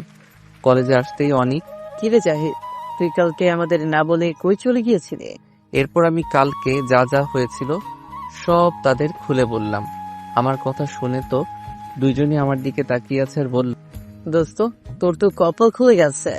রিদিতার মতো এমন সুন্দরী মেয়ে পাওয়া ভাগ্যের ব্যাপার। এখন বল, ট্রিট কবে দিচ্ছিস? দূর, আমি আছি প্যারার মধ্যে আর তোরা বলিস ট্রিট দিতাম। কিসের প্যারা? রিদিতাকে আমি ঠিক মতো বুঝতে পারছি না তার মনে কি চলছে। আগে আমাকে জানতে হবে সে কি চায়, এরপর বাকিটা বলবো। দূরে তাকিয়ে দেখি রিদিতা আমার সামনে হেঁটে আসতেছে আর এসে আমাকে, এই, তুমি এখানে? আর আমি তোমাকে কোথায় না কোথায় খুঁজে বেড়ালাম। এত খোঁজার কি আছে, আমি তো এখানেই আছি, কিছু বলবা? বলবো বলেই তো তোমাকে খুঁজছি।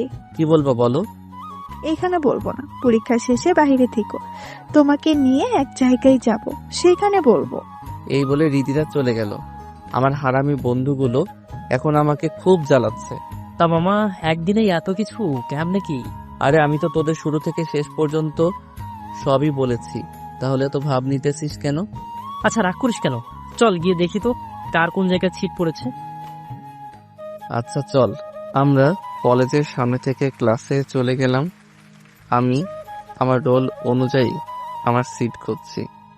একটু পর পেয়েও গেলাম, কিন্তু আমার সাথে যে সিট খালি ছিল সেখানে তাকিয়ে দেখি একটা মেয়েটা আমার দিকে তাকিয়ে একটা ছোট করে হাসি দিল আর বল, হাই, আমি নীলা।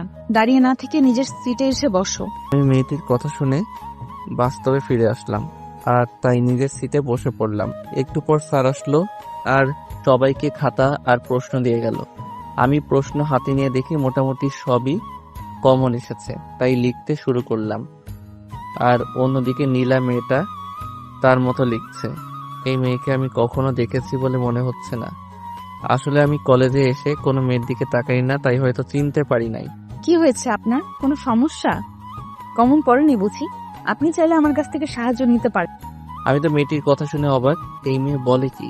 তাকিয়ে থাকলে বুঝে আমি কিছু পারি না। কথাগুলো মনে মনে বলছি। জি না, আপনাকে ধন্যবাদ আমাকে বলার জন্য। আর আমার আলহামদুলিল্লাহ সবই কমন এসেছে। এই বলে আবার আমি লিখতে শুরু করলাম আর অন্যদিকে নীলাও তার মতো লিখছে। সবগুলোর উত্তর দেওয়া শেষ করে ক্লাসরুম থেকে বের হয়ে আসলাম। আমার সাথে সাথে নীলাও আমার পিছন পিছন আসতে লাগলো। কি ব্যাপার, আপনি আমার পিছন পিছন কোথায় যাচ্ছেন? এই যে আপনার কলমটা ভুল করে ফেলে গিয়েছিলেন, সেটা ফেরত দিতে আসলাম। ও সরি, তাড়াতাড়ি করতে গিয়ে রেখে এসেছিলাম। আপনাকে ধন্যবাদ। ধন্যবাদ দেওয়ার কি আছে? এর থেকে ভালো হতো যদি ক্যান্টিনে গিয়ে আমার সাথে এক কাপ চা কফি খেতেন। আজকে তো আর সময় হবে না, অন্য আরেকদিন সময় করে খাবো। আচ্ছা ঠিক আছে। বলেই নীলা চলে গেল আর আমি চলে গেলাম রিদিতার সাথে দেখা করতে। কলেজের এক প্রান্তে রিদিতা বসে ফোনে কার সাথে যেন কথা বলছে। আমি তার সামনে আসাতেই সে ফোনটা কেটে দিল।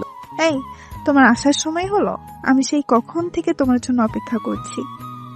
পরীক্ষা শেষ হলো, এরপর আসলাম। আর দেরি করার জন্য সরি। সরি বললে তো হবে না, এর জন্য তোমাকে শাস্তি পেতে হবে। তা কি শাস্তি? কান ধরে 1 মিনিট দাঁড়িয়ে থাকো, এটাই হলো তোমার শাস্তি। এটুকু ভুলের জন্য কান ধরতে হবে? না ধরলে কথা নেই তোমার সাথে। বুঝেছি তুমি আমাকে ভালোবাসো না। যদি ভালোবাসতে তাহলে আমার সব কথা তুমি শুনতে। কথাগুলো বলে রিদিতা কান্না শুরু করে দিল। এখন উপায় না পেয়ে কান ধরে দাঁড়িয়ে আছি। এদিকে রিদিতা মনে মনে হাসছে আর বলেছে, এভাবে তোকে অল্প অল্প করে শাস্তি দিব। আমাকে চড় মারার শাস্তি তোকে তিলে তিলে বুঝিয়ে দিব। 1 মিনিট কান ধরে দাঁড়িয়ে থাকার পর হাত ছেড়ে দিলাম। ভাগ্যিস কেউ ছিল না এই সময় এইদিকে, তা না হলে আমার অবস্থা কি যে হত। এখন তো তুমি খুশি? খুব খুশি আমার জানুটা আমাকে সত্যি অনেক ভালোবাসে। তাহলে এখন আমি চলে যাই? হয়ে যাবে, তোমাকে না বলেছি আজকে ঘুরতে যাব? এখন চলো আমার সাথে। রিদিতার সাথে যেতে লাগলাম। রিদিতা তার গাড়ির সামনে এসে আমাকে বলল গাড়িতে গিয়ে উঠতে। আমি বললাম তোমার সমস্যা হবে। ওই আগের কথা বাদ, এখন তুমি আমার কলিজা, তাই তুমি গাড়িতে না উঠলে কে উঠবে শুনি? আর কোনো কথা না বলে উঠে পড়। আমি আর কোনো কথা না বলে গাড়িতে গিয়ে বসলাম। রিদিতা আমার পাশেই বসলো আর আমার হাতে হাত রাখলো। কই যাবে? সামনেই একটা পার্ক আছে, আমরা সেখানেই যাব। এরপর গাড়ি পার্কের সামনে থামলো। আমরা গাড়ি থেকে নেমে পার্কের ভিতরে গেলাম। অনেকক্ষণ ধরে হাঁটছি আর টুকটাক কথা বলছি। রিদিতা আমায় বলল, এই যাও তো, বাদাম নিয়ে আসো। আমি গিয়ে 20 টাকার বাদাম নিয়ে রিদিতার কাছে আসলাম। এরপর রিদিতা বসে পড়লো আর আমাকেও বসে পড়তে বলল। আমিও বসে পড়লাম। রিদিতা আমাকে বলল বাদামের খোসাগুলো ছুঁড়ে দিতে। আমি একটা একটা করে সবগুলোর খোসা বের করে রিদিতার সামনে রাখলাম। রিদিতা আমাকে তার কোলে মাথা রাখতে বলল। আমিও তার কোলে মাথা রাখলাম। সে একটা বাদাম নিজে খাচ্ছে আর একটা আমাকে খাইয়ে দিচ্ছে। আমি যত দেখছি রিদিতাকে, আসলে কি রিদিতা আমায় সত্যিকার অর্থেই ভালোবাসে? আর অন্যদিকে রিদিতা ভাবছে, ইচ্ছে করছে আবুলটাকে পানিতে ফেলে দিই, আর না হয় গলার টিপে মেরে ফেলি। ইস, বাসায় গিয়ে পাক্কা 2 ঘন্টা গোসল করতে হবে। এরপর তারা দুইজন তাদের দুইজনের চিন্তা থেকে বের হয়ে অন্যজনের দিকে কিছুক্ষণ তাকিয়ে রইল। কি ভাবছো? তেমন কিছু না, ভাবছি তুমি বাহিরে থেকে যেমনই হও না কেন, ভিতর থেকে তুমি অনেক ভালো। রিদিতা মনে মনে ভাবছে আমি ভালো না খারাপ সেটা সময় হলেই জানতে। তাই বুঝি? এখন চলো, অনেক সময় হয়েছে, এবার বাসায় যাওয়া যাক। চলো।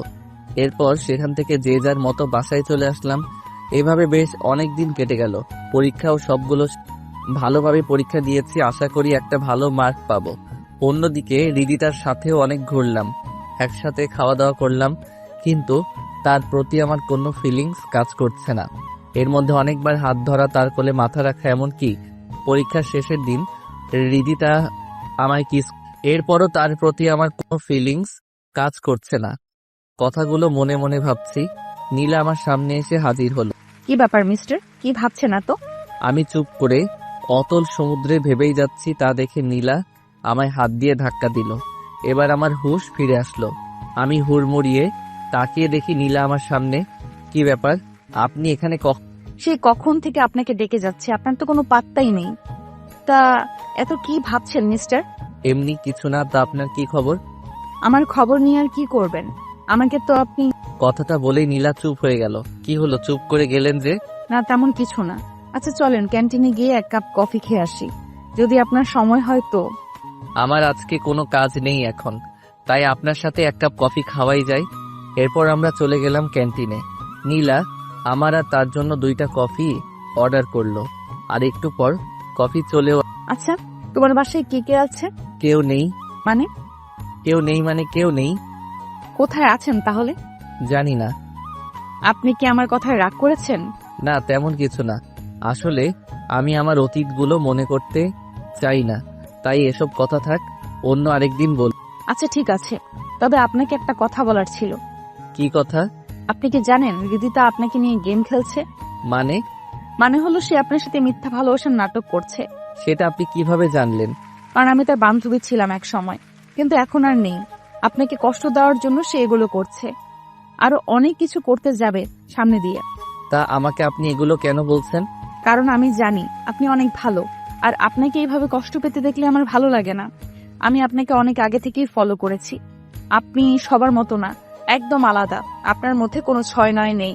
আপনি প্লিজ রিদিতার থেকে সাবধান। আর আমি যে এগুলো আপনাকে বলেছি, এই কথাটা রিদিতাকে বলবেন না। আপনি কি পাগল হয়ে গেছেন নাকি? আপনি আমার অনেক বড় উপকার করলেন, আর আপনার কথা আমি বলে দিব এই কথা ভাবলেন কিভাবে?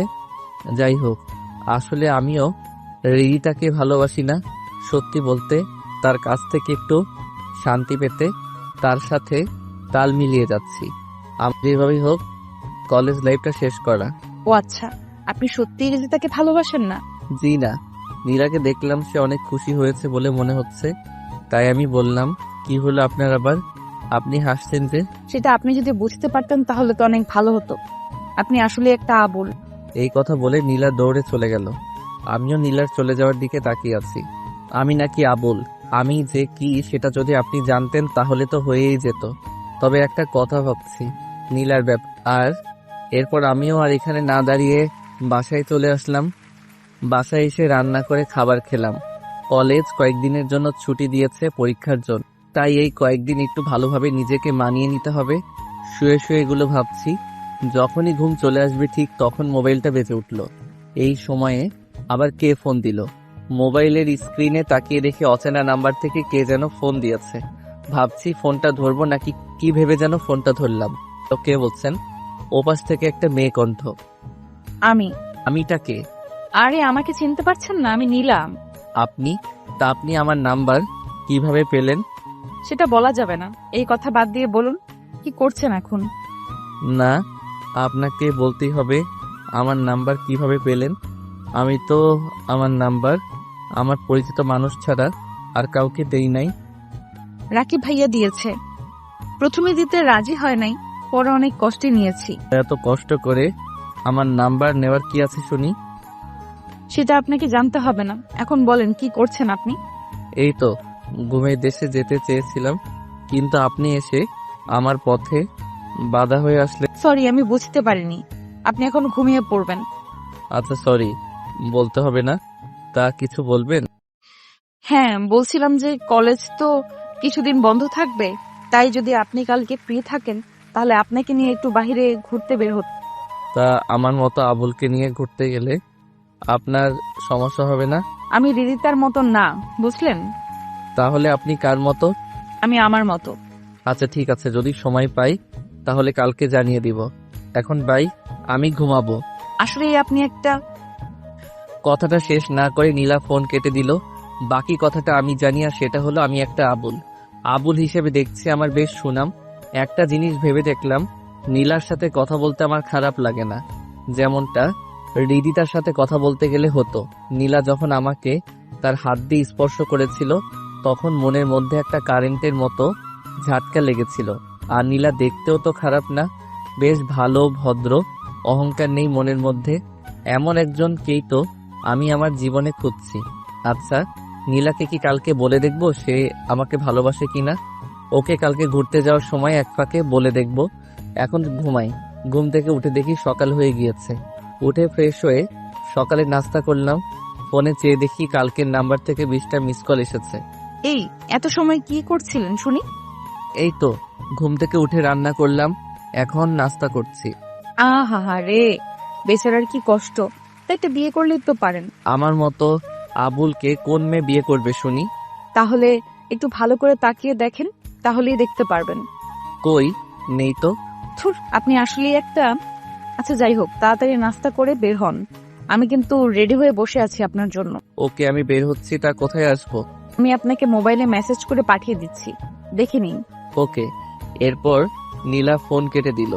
আর একটু পর একটা মেসেজ আসলো, তাতে একটা ঠিকানার নাম দেওয়া আছে। আমি চিনি সেটা, তাই নাস্তা শেষ করে বাসা থেকে বের হয়ে গেলাম সেখানে।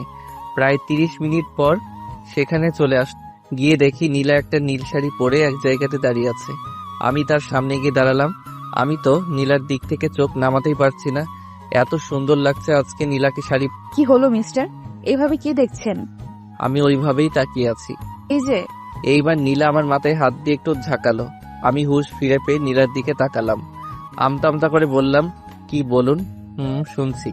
নীলা আমার কাণ্ড থেকে হাসতে লাগলো, আমিও হেসে। হয়েছে, আর হাসতে হবে না। তো এইভাবে আমার দিকে তাকিয়েছিলেন কেন? সত্যি আপনাকে অনেক সুন্দর লাগছে আজকে। শাড়িতে যে আপনাকে এত সুন্দর লাগবে সেটা আমার আগে জানা ছিল না। নীলাকে দেখলাম, একটু লজ্জা পেয়েছে। থাকার পান দিতে হবে না, এখন চলুন পার্কের ভেতরে যাই। আচ্ছা চলুন। এরপর নীলার সাথে ভিতরে ঢুকে ঘুরতে লাগলাম। এক জায়গাতে এসে নীলা বলল, এই চলুন তো, ফুচকার দোকান দেখতে পাচ্ছি, আসেন ফুচকা খাবো। আমি তো ফুচকা খাই না। আমি বলেছি তো আপনাকে খেতে হবে। এরপর আমি আর কিছু বললাম না। দোকানদারকে বললাম মামা 2 প্লেট ফুচকা বানিয়ে দিতে। এরপর মামা 2 প্লেট ফুচকা দিল। নীলা ফুচকার প্লেট হাতে পেয়ে খেতে শুরু করেছে। মেয়েরা যে এত ফুচকা কিভাবে খেতে পারে সেটা আমার জানা নেই। নীলা আমার দিকে তাক কি হলো, আপনি খাচ্ছেন না কেন? এমনি ভালো লাগছে না। এরপর নীলা আমাকে বলল হা করতে। আমি হা করতে নীলা আমার মুখে একটা ফুচকা দিয়ে বলল। এখন খান। আমি ফুচকাটা খেয়ে আবার নীলার দিকে তাকিয়ে আছি, তাই দেখে নীলা হয়তো বুঝে গিয়েছে যে আমাকে একটার পর একটা ফুচকা খাইয়ে দিতে লাগলো। জীবনে কখনো ফুচকা খাই, কিন্তু এখন মনে হচ্ছে দুনিয়ার সব ফুচকা আমাকে আজকে খাইয়ে দিলেও হয়তো আমার পেট ভরবে না। প্লেটে ফুচকা সব শেষ। নীলা আমাকে বলছে, কি মিস্টার, আপনি না ফুচকা খান না? তাহলে এগুলো সব কে খেলো? আমি আর কিছু বলতে পারলাম না, চুপ করে আছি। কি বলবো, আমি সত্যি তো কখনো ফুচকা খাইনি, আর আজকে 1 প্লেট খেয়ে ফেললাম। নীলা আবার বলল, আচ্ছা চলেন এখন ওই দিকটায় যাওয়া যায়। আমিও হ্যাঁ সূচক জবাব দিলাম। এরপর দুইজনে হাঁটছি পাশাপাশি হয়ে। একটু পর আমি নীলাকে বললাম, আচ্ছা নীলা, একটা কথা বলবো? হ্যাঁ বলেন, কি কথা বলবেন? আচ্ছা, আপনি কি কাউকে পছন্দ করেন? এমন প্রশ্ন করলেন যে? না, এমনি মনে হলো তাই বললাম। ও আচ্ছা, আসলে আমি একজনকে অনেক ভালোবাসি। সেই কলেজের প্রথম দিন যখন তাকে দেখেছিলাম, ঠিক তখন থেকেই সে সবার থেকে একদম আলাদা। গরিব ঘরের সন্তান হলেও তাকে আমি অনেক ভালোবাসি। আমার বুঝতে বাকি রইল না যে নীলা কার কথা বলছে। তারপরেও তাকে বললাম, এত সহজ করে বললাম, এরপরও আপনাকে তার নাম বলে দিতে হবে? আপনি সত্যি একটা আবুল। যান, আপনার সাথে কথা নেই। এই ছেলেটার নাম বলা যাবে কি? এই বলে নীলা চলে যেতে চাইলো। আমি পিছন থেকে নীলার একটা হাত ধরে ফেললাম। নীলা দাঁড়িয়ে গেল। কি হয়েছে আপনার? আপনি আমাকে ধরলেন যে? তা এভাবে চলেই যাবেন নাকি সেই ছেলেটার মনের কথাটাও একটু শুনবেন? জি বলুন। ভালোবাসি। এইভাবে না, সুন্দর করে প্রপোজ করেন। তুমি হাসতে পারলে আমিও হাসতে পারবো, তুমি কাঁদতে পারলে আমিও কাঁদতে পারবো, তুমি ভালোবাসতে পারলে আমিও ভালোবাসতে পারবো, শুধু পারবো না তোমাকে ভুলে যেতে। I love you. এরপর নীলা আমাকে জড়িয়ে ধরলো আর কান্না করতে করতে, কখনো আমাকে ছেড়ে যাবেন না তো? জীবন থাকতে আপনাকে ভুলতে পারবো না, কিন্তু মরে গেলে তার কথা বলতে পারবো না। অনেক হয়েছে আপনি করে বলা, এখন থেকে তুমি করে বলবে। আচ্ছা ঠিক আছে। এরপর নীলা যা করলো তাতে তো আমি বাকরুদ্ধ, কারণ নীলা আমাকে কিস করেছে। প্রায় 5 মিনিট পর আমাকে ছেড়ে। এভাবে কেউ কিস করে? আর একটু হলে তো আমি পটল তুলতাম। হয়েছে, তোমাকে আর পটল তুলতে হবে না। এখন চলো, অনেক বেলা হয়েছে, বাসায় আমার জন্য সবাই চিন্তা করবে। আচ্ছা চলো তাহলে। এরপর নীলাকে তার বাসার সামনে নামিয়ে দিয়ে আমিও গ্যারেজে চলে আসলাম। গ্যারেজে ঢুকতেই একটা গাড়ির দিকে আমার চোখ পড়ল। গাড়িটাকে আমার খুব চেনা চেনা মনে হচ্ছে। এটা রোলস রয়েস ব্ল্যাক এডিশন গাড়ি। গাড়ির ভিতর থেকে একজন, লোকটি আর কেউ নয়, তিনি আমার বাবা। বাবাকে দেখে আমি অবাক হয়ে গেলাম। বাবা এখানে কিভাবে আসলো? আমার খবর কিভাবে পেল? কথাগুলো মনের মধ্যে ঘুরপাক খাচ্ছে। একটু পর বাবা আমার সামনে আসলো। কিরে জাহিদ, তুই এখানে? জি, আমি এখানে কাজ করি। মানে তুই এখনো কাজ করিস? হ্যাঁ, এতে অবাক হবার কি আছে? আমার তো বিশ্বাস হচ্ছে না আমার ছেলে কাজ করছে। দেখেন, আমি আপনার সাথে কোনো প্রকার কথার মধ্যে জড়াতে চাই না। আপনি এখানে কেন আসলেন সেটা বললে খুশি হতাম। আমি এই রাস্তা দিয়ে যাওয়ার সময় আমার গাড়ির টায়ার কিছুতে লেগে হয়তো লিক হয়ে গিয়েছে, তাই এই গ্যারেজে আসলাম। এখানে এসে যে তোকে এভাবে সামনাসামনি দেখতে পাবো সেটা কখনো ভাবতে পারিনি। ওকে, আপনি একটু ভিতরে গিয়ে বসুন, আমি ঠিক করে দিচ্ছি। রাশেদ চৌধুরী তার ছেলের কাজ করা দেখছেন আর ভাবছেন এটাই কি তার ছেলে সেই জাহিদ, যে জাহিদকে তিনি চিনত, নাকি ভুল দেখছে? এই যে আপনার গাড়ি ঠিক জাহিদ বাবা, তুই আর এভাবে থাকিস না, চল বাসায় চল। আমি তোর এই কষ্ট বাবা হিসেবে দেখতে পারবো না। আগে যা হয়েছে তা ভুলে যা, যা আবার নতুন করে সবকিছু ঠিক করে নিস। না বাবা, তা আর হবে না। আমি যেহেতু আপনাকে কথা দিয়েছি ভালো হয়ে নিজের পায়ে দাঁড়িয়ে আপনার কাছে আসব, সুতরাং এর আগে আর বাসায় যাব না। আপনি প্লিজ চলে। আমার কথা না হয় বাদ দিলাম, তোর মায়ের কথা একটু ভেবে দেখ। তোর মা তোকে না দেখতে পেয়ে কিভাবে যে দিন পার করছে, সেটা তুই নিজের চোখে না দেখলে হয়তো বিশ্বাস করবি না। বললাম তো, আমি যতদিন না নিজের মতো করে সবকিছু ঠিক করতে পারবো সেই পর্যন্ত বাসায় পা রাখবো না। জাহিদ, আমি সেদিন হয়তো তোর সাথে অনেক খারাপ আচরণ করেছি, কিন্তু তুই চলে যাওয়ার পর তোকে আমি আর তোর মা অনেক জায়গাতে খুঁজেছি, কিন্তু কোথাও তোকে খুঁজে পাইনি। আজকে তোকে এতটা কাছে পেয়েও বলিস চলে যেতাম। আমার এত অর্থ সম্পদ কার জন্য করেছি? আপনার কথা শেষ হলে আপনি আসতে পারেন। ঠিক আছে, আমি চলে যাচ্ছি, তবে তোর এটিএম কার্ডটা রাখ, যখন দরকার পড়বে খরচ করিস, কিন্তু তারপরেও এইসব কাজ করিস না। আমার আপনার টাকার কোনো প্রয়োজন নেই। এভাবে কষ্ট করে টাকা উপার্জন করে যে শান্তি পাবো, আপনার সেই টাকায় তেমন শান্তি পাবো না। বাহ, খুব বড় হয়ে গিয়েছিস দেখছি। খুশি হলাম তোর এমন কথা শুনে। আজকে আমার অনেক গর্ব হচ্ছে তোকে নিয়ে, কিন্তু তুই এই কার্ডটা রাখ। বাবা হিসেবে আমি তোকে রিকোয়েস্ট করছি। আমি আর বাবার কথার অবাধ্য হতে পারলাম না, তাই অনিচ্ছা সত্ত্বেও নিলাম। এরপর বাবা আমাকে বলল, ভালো থাকিস, আর কোনো সমস্যা হলে আমাকে বলিস। আর তোর মার কথা যদি একটু মনে পড়ে তাহলে বাসায় এসে দেখা করে যাস। এই বলে বাবা চলে গেলেন। আমি বাবার চলে যাওয়ার দিকে তাকিয়ে আছি। ঠিক তখনই দেখলাম আমার সামনে অনিক আর রাকিব দাঁড়িয়ে আছে। কিরে, তোরা এখানে কখন আসলি? এই তো, তোর বাবা চলে যাওয়ার অনেক আগে। মানে তোরা সব শুনে ফেলেছিস? আমরা সব শুনেছি। এখন বল, তুই আমাদের কেন এতদিন তোর আসল পরিচয়টা গোপন করেছিস? তোর বাবাকে তো আমরা চিনি, যে কে কোম্পানি তো তোদেরই। তুই এত বড় কোটিপতির ছেলে হয়ে এভাবে নিজেকে গোপন করে রাখার কারণ কি বল? যেহেতু তোরা আমার কথা জেনে গিয়েছিস, তাহলে তোদেরকে আমার অতীতটাকে জানিয়ে দেই। বল। তাহলে শোন, পাঠক প্লাস পাঠিকারা আপনারাও চলেন জাহিদ চৌধুরীর অতীত সম্পর্কে জেনে আস। ফ্ল্যাশব্যাক। আমি ছিলাম কোটিপতি বাবা মায়ের একমাত্র সন্তান। আমাদের তো আর কোনো কিছুর কমতি নেই, তাই আমার যখন যা মন চাইতো তাই করতাম। আমি আগে যে কলেজে ছিলাম সেই কলেজের সবাই আমাকে ভয় পেত, কারণ আমার রাগ অনেক বেশি। কোনো একটা ছোটখাটো জিনিস নিয়ে কাউকে আমি ছাড় দিতাম না। ঝগড়া ছিল আমার প্রতিদিনের সঙ্গী। নেশা প্লাস জুয়া খেলা প্লাস নাইট ক্লাবে যাওয়া, এগুলো ছিল আমার প্রতিদিনের কাজ। আমার সাথে সবসময় 20-30 জন পোলাপাইন থাকতো। আমি এক গাড়ি এক সপ্তাহের বেশি ব্যবহার করতাম না। আমার সব থেকে বেশি যত্ন নিতাম আমার চুলের। কত টাকা খরচ করেছে আমার চুলের স্টাইলের। জিম করে নিজেকে সবার থেকে আলাদা করার জন্য সবসময় প্রাধান্য দিতাম। আর নিজের পছন্দের নামি দামি সব ব্র্যান্ডের জামা কাপড় আর জুতার তো কোনো কমতি ছিল না। প্রতিদিন আমার এসব কর্মকাণ্ড বাবার কানে যেত, কিন্তু বাবা কাজে ব্যস্ত থাকায় আমাকে তেমন একটা বলার সময় পেত না। এভাবে একদিন নাইট ক্লাব থেকে ড্রিঙ্ক করে বাসায় গেলাম, আর কলিং বেল চাপতেই দরজার সামনে বাবাকে দেখতে পেলাম। আমার তখন হুঁশ তেমন একটা ছিল না, নেশার ঘরে ছিলাম। আমি জানতাম বাবা দেশের বাহিরে আছে, কিন্তু আজকে যে বাসায় থাকবে তা আমার জানা ছিল না। বাবা এগুলো একদম পছন্দ করতেন না, তাই আমার এমন অবস্থা দেখে আমাকে 2-3টা চড় দিলেন। চড় খাওয়ার পর আমার হুঁশ ফিরে আসলো, আর তাকিয়ে দেখি বাবা আমার সামনে। বেরিয়ে যা আমার বাসা থেকে। তোর মতো এমন নেশাখোর ছেলে আমার আর দরকার নেই। যেদিন ভালো হতে পারবি সেদিন এই বাসায় পা দিবি, এর আগে না। আমিও বাবাকে বলেছিলাম, ঠিক আছে, যেদিন নিজের পায়ে দাঁড়াতে পারবো আর ভালো হতে পারবো সেদিনই আমি ফিরে আসব, এর আগে না।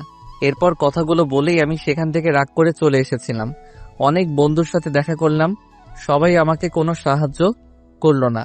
তখন বুঝতে পারলাম আসলে তারা সবাই আমাকে না, আমার টাকার জন্য আমার সাথে সময় দিয়েছিল। তাই আমি আমার সব ভুল বুঝতে পারি।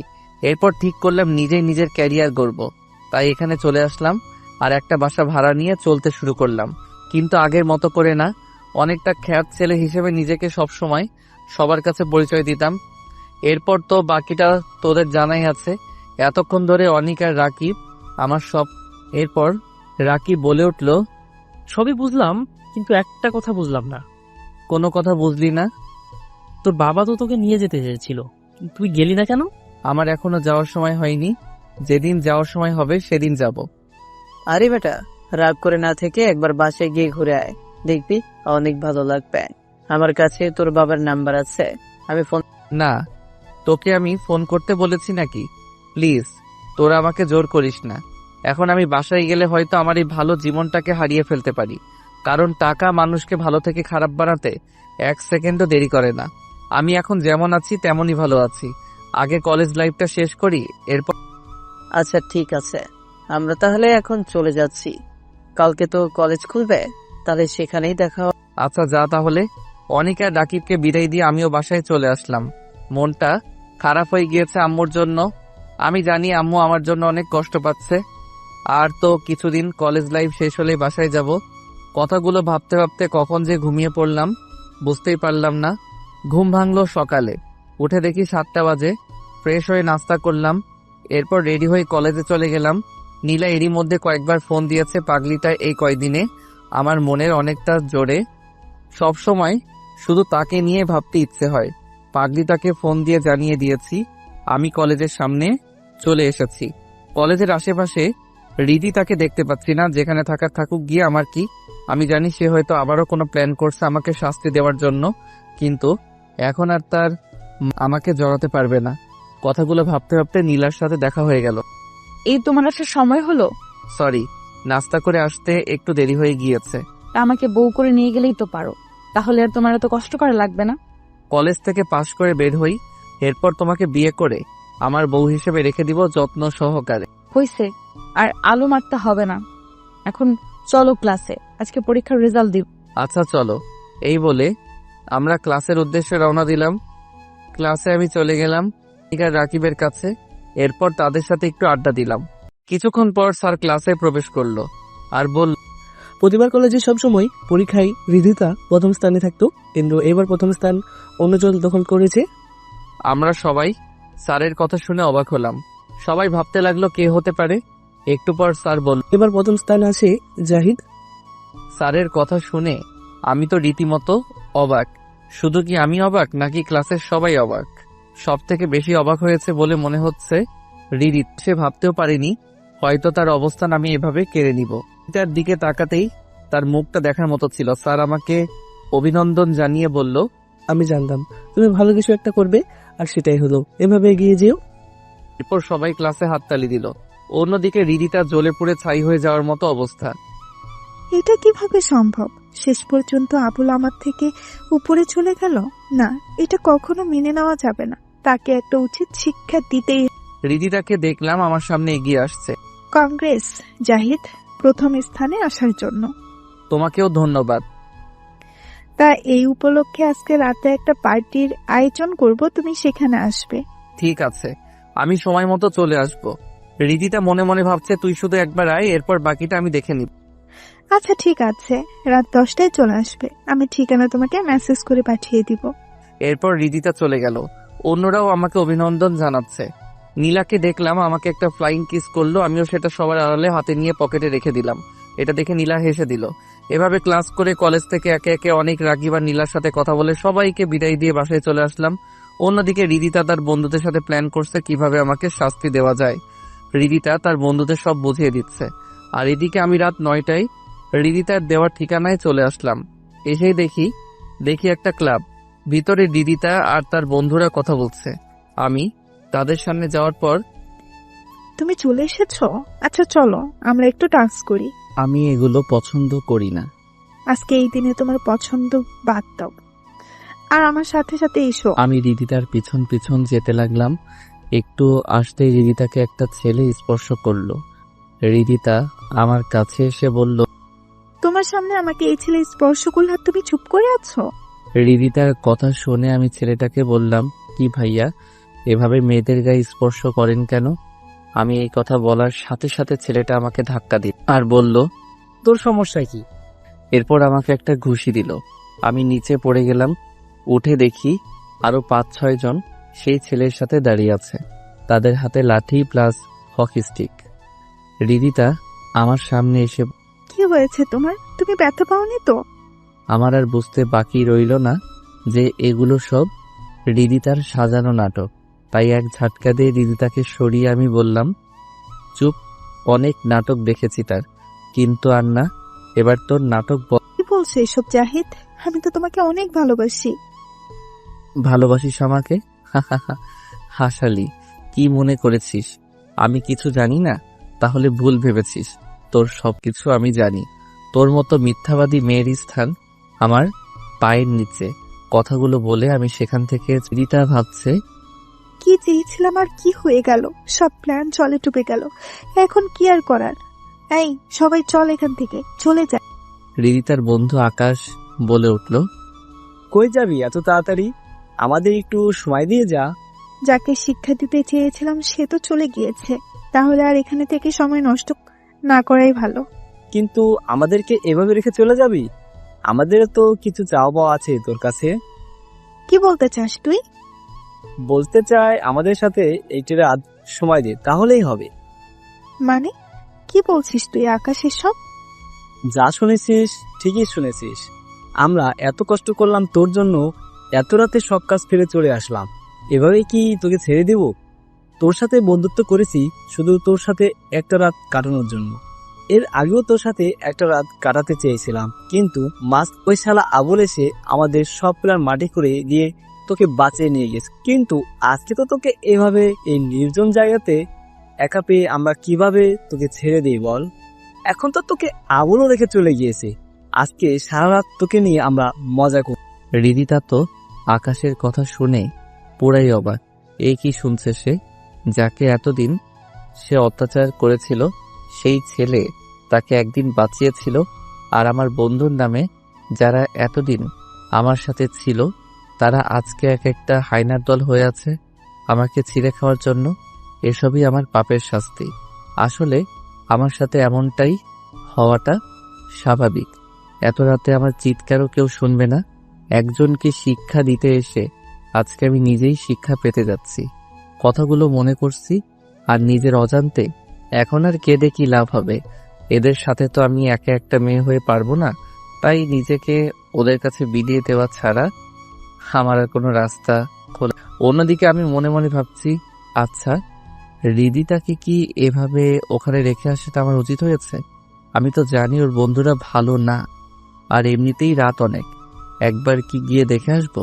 যাই গিয়ে দেখে আসি। আমি আবার সেখানে যেতে লাগলাম।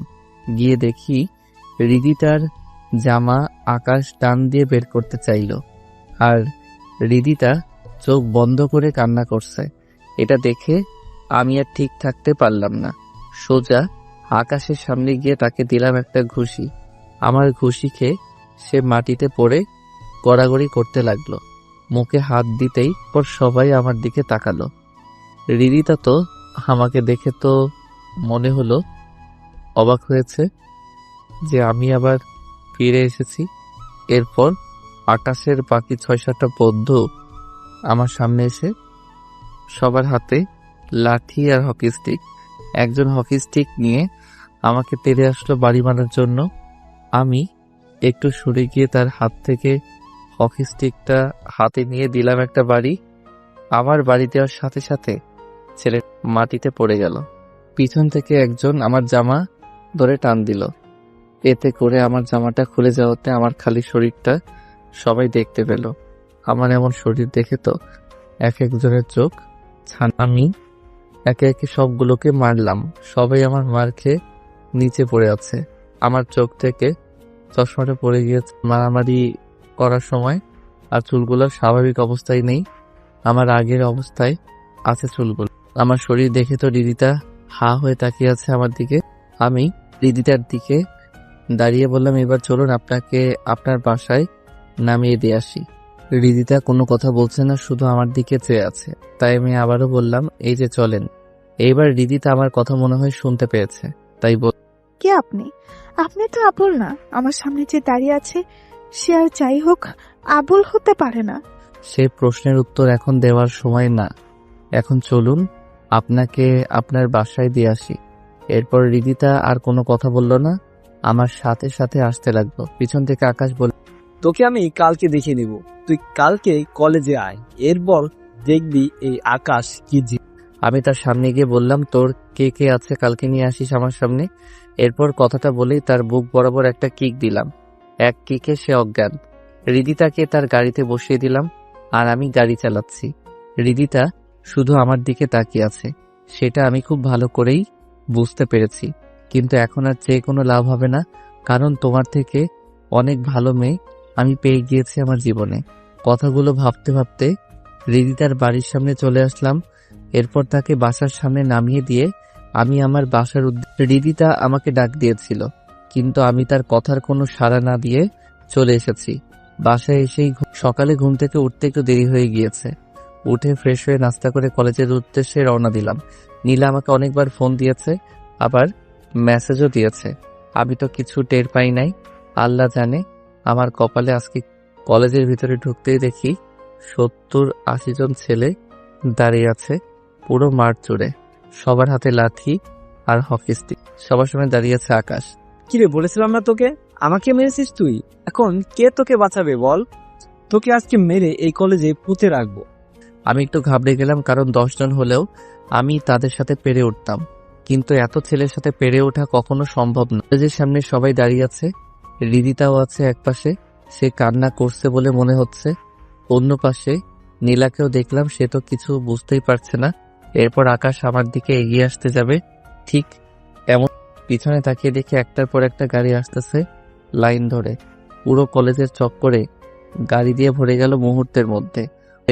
হেলিকপ্টারের শব্দ শুনে তাকিয়ে দেখি একটা হেলিকপ্টার উপর থেকে নিচে নামছে। নিচে নামতেই দেখলাম ভিতর থেকে আর কেউ না, আমার বাবা নেমে আসতেছে।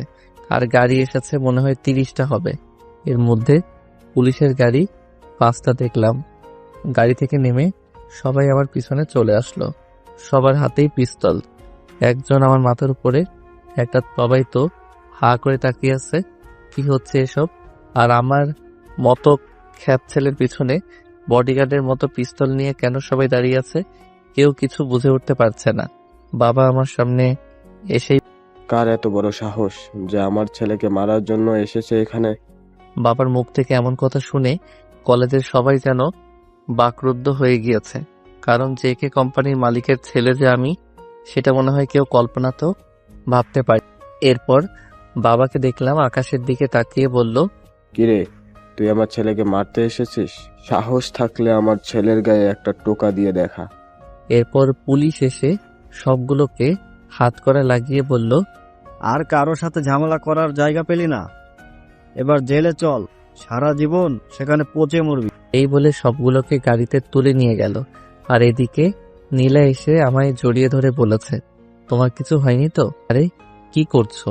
আমার কিছু হয়নি, ছাড়ো আমাকে, সবাই দেখছে আর এখানে আমার বাবা আছে। কথাটা শুনে নীলা আমার কাছ থেকে সামনের দিকে তাকিয়ে দেখে একজন দাঁড়িয়ে আছে। তা দেখে নীলা লজ্জায় পড়ে গেল আর আমার পিছনে লুকিয়ে রইল। এরপর বাবা নীলাকে ডাক দিল ওনার সামনে যাওয়ার জন্য। আমি অভয় দিয়ে বললাম যাওয়ার জন্য। এরপর নীলাকে কি যেন বাবা বলল। এরপর বাবা আবার হেলিকপ্টার করে চলে গেলেন, আর গাড়িগুলো কলেজের মাঠ থেকে একটা একটা করে চলে গেল। অনিক আর রাকিব আমার সামনে আসলো। আমি রাকিবকে বললাম, বাবা এখানে কিভাবে আসলো? সবাই চুপ। আমি একটু রেগে আবার কথাটা বলাতে, বন্ধু, রাগ করিস না, আমরাই তোর বাবাকে ফোন দিয়েছিলাম, সেটা আমাদের আর কিছু করার ছিল না। ওরা সংখ্যায় অনেক ছিল, তাই আমরা অনেক ভয় পেয়ে গিয়েছিলাম। আচ্ছা ঠিক আছে, এই না হলে তোর আমার বন্ধু। এরপর নীলা আমাকে এসে বলল, তুমি এতদিন আমার কাছ থেকে এত বড় একটা সত্যি লুকিয়ে রেখেছিলে? আসলে আমি চাইনি আমাদের কলেজের জীবন শেষ হওয়ার আগে তোমাকে কিছু বলতে, কিন্তু এইভাবে যে সবাই জেনে যাবে সেটা কখনো ভাবিনি। এখন বলো বাবা তোমাকে ওই সময় কি বলে? সেটা এখন বলবো না, কালকে আমার সাথে এক জায়গাতে যাবে, তখন বলবো। আমি নীলার কথায় হ্যাঁ সূচক জবাব দিলাম। অন্যদিকে রিদিতা বুঝে গিয়েছে আমার আর নীলার সম্পর্ক অনেক দূর চলে গিয়েছে। সে মনে মনে ভাব, হে আমি কি করলাম? নিজের হাতে নিজের ভালোবাসাকে এভাবে অন্যের হাতে তুলে দিলাম। এখন তো আমি জাহিদের কাছে মিথ্যাবাদী মেয়ে ছাড়া আর কিছুই না। তার সামনে যাওয়ার মতো অবস্থাও আমার। এখন আর কান্না করে কি হবে? এখন এই কান্নার কোনো দাম নেই। আসলে সময় থাকতে সময়ের মূল্য দিতে না পারলে পরিশেষে এমনটাই ঘটে। রিদিতার আর এগুলো দেখতে পাচ্ছে না, তাই সে ওখান থেকে। এদিকে আমি আর নীলা একজন আরেকজনের সাথে আরো কিছু কথা বলে যে যার মতো বাসায় চলে আসলাম। আজকে আর ক্লাস করলাম না। আজকে যা ঘটেছে এরপর ক্লাস করতে কারই বা ভালো লাগে। বাসায় এসে দিলাম একটা ঘুম ভাঙলো মোবাইলের শব্দে। তাকিয়ে দেখি নীলা কল দিয়েছে। কি মিস্টার, এখনো ঘুম শেষ হয়নি? দিলে তো আমার কাঁচা ঘুমটা শেষ করে। একদম ভালো করেছি। এখন বেশি কথা না বলে শোনো আমি কি বলছি। কালকে সকাল 8টায় রেডি হয়ে আমার বাসার সামনে থাকবে। কিন্তু কেন? তোমাকে যা বলেছি তাই করো। এত কথা কেন বলছো তুমি? আচ্ছা ঠিক আছে, এখন তাহলে রাখছি, আমার অনেক ঘুম পেয়েছে। ঠিক আছে, তাহলে ঘুমাও। বাই। আমিও বাই বলে আবার ঘুমিয়ে পড়লাম। এরপর সকালবেলা ঘুম থেকে উঠে ফ্রেশ হয়ে নাস্তা করে বের হলাম নীলাদের বাসার উদ্দেশ্যে। নীলাদের বাসায় এসে নীলাকে একটা কল দিলাম। একটু পর নীলা একটা নীল শাড়ি পরে আমার সামনে আসতে লাগলো। পার্কে দেখা করার দিনের মতো আজকেও নীলাকে নীল শাড়িতে অনেক সুন্দর লাগছে। এখন চলো। আমরা যাবোটা কোথায়? আমি যেখানে যেতে বলবো সেখানেই যাবে। এরপর নীলা তাদের গাড়িতে ঢুকলো আর আমাকেও ভিতরে আসতে বলল। আমি আর কিছু না বলে গাড়ির ভিতরে গিয়ে নীলার সাথে বসে পড়লাম। নীলা মনে হয় গাড়ির ড্রাইভারকে আগেই কোথায় যেতে হবে সেটা বলে দিয়েছিল, তাই ড্রাইভার কিছু না বলে গাড়ি চালাতে লাগলো। আমি একটু পরপর নীলার দিকে তাকাচ্ছি, তাই দেখে কি হয়েছে তোমার? এভাবে তাকিয়ে কি দেখছো? তোমাকে দেখছি। আজকে তোমাকে অনেক সুন্দর লাগছে। আমার কথা শুনে নীলা আমার বুকে লজ্জায় লুকিয়ে পড়ল। আমি আর কিছু না বলে পাগড়িটাকে জড়িয়ে ধরলাম। এই পাগড়িটাকে যে আমি অনেক ভালোবাসি। নীলাকে ছাড়া আমি আর অন্য কিছু ভাবতেই পারি না। ভালোবাসাগুলো হয়তো এমনই, প্রিয় মানুষকে মন থেকে ভালোবাসলে তাকে ছাড়া আর অন্য কিছু মাথায় ঢোকে না। কথাগুলো ভাবতে ভাবতে হঠাৎ বাহিরে চোখ যেতেই তাকিয়ে দেখলাম আমার খুব পরিচিত একটা জায়গাতে গাড়িটা যাচ্ছে। এই সেই জায়গা যার বাঁধন থেকে একসময় আমি সবকিছু ছেড়ে চলে গিয়েছিলাম। কিন্তু এখানে কেন নীলা আমাকে নিয়ে আসলো? আর একটু যেতেই আমাদের বিশাল বাড়ির গেটের সামনে আসলো। এটা দেখে আমি নীলাকে এমনি এসেছি। না, আমি সেখানে যাব না, চলো আমরা ফিরে যাই। প্লিজ জাহিদ, এমন পাগলামো করো না। আমি আঙ্কেলকে কথা দিয়েছি তোমাকে আমি তোমাদের বাসায় নিয়ে আসব। আর আমি যদি তোমাকে তাদের সামনে নিয়ে যেতে পারি তাহলে তারা আমাকে বউ হিসেবে মেনে নেবেন। বাহ নীলা বাহ, তুমি বউ হবার লোভের জন্য আমাকে বাসায় নিয়ে যাচ্ছ। তুমি আমাকে ভুল বুঝছো। আমি চাই তুমি আবার তোমার পরিবারের কাছে ফিরে এসো। আগে যা হয়েছে সেগুলো ভুলে যাও। তুমি আমাকে ভালোবাসো নাকি বাবার অর্থ সম্পদকে ভালোবাসো? কোনটা? আমি তোমাকে ভালোবাসি, আর এই জন্য আমি তোমাকে তোমার পরিবারের কাছে নিয়ে যাচ্ছি। প্লিজ জাহিদ, আমাকে তাদের সামনে ছোট করো না। আমি অনেক আশা নিয়ে আঙ্কেলকে কথা দিয়েছি যে তোমাকে আমি তোমাদের বাসায় নিয়ে আসবো। এই বলে নীলা কান্না করতে শুরু করলো। নীলার কান্না আমি আবার সইতে পারি না, তাই আমি বললাম, আচ্ছা ঠিক আছে, শুধু বাড়ির ভিতরে গিয়ে আবার চলে আসবো, শুধুমাত্র তোমার কথা রাখার জন্য যাচ্ছি। এরপর সেখানে গিয়ে এক মুহূর্ত দেরি। এবার নীলা আমার কথা শুনে চোখের পানি মুছে আমার হাত ধরে গাড়ি থেকে নেমে গেটের ভিতরে ঢুকতে লাগলো। গেটের ভিতরে ঢুকতে গিয়ে আরেক বিপত্তি ঘটলো। গেটের দারোয়ান আমাদের ভিতরে যেতে দিবে না, কারণ আমরা অপরিচিত। আপনারা কারা আর ভিতরে কেন ঢুকতে চাচ্ছে? বিনা অনুমতিতে ভিতরে যাওয়া যাবে না। আপনি কার সামনে দাঁড়িয়ে কথা বলছেন জানেন? আপনার এমন কথার জন্য তো আপনার চাকরি চলে যাবে। নীলা আমাকে দেখিয়ে দারোয়ানকে বলল, কে আপনি, চেনেন? দারোয়ান না সূচক জবাব দিয়ে বলল, কই না তো, আমিও ওনাকে চিনি না। আমিও দারোয়ানকে চিনি না, মনে হয় নতুন এসেছে, তাই হয়তো আমাকে চিনেনি। উনি হচ্ছেন জাহিদ চৌধুরী, আপনাদের মালিকের ছেলে। দারোয়ান নীলার কথা শুনে ভয় পেয়ে গিয়েছে মনে হলো।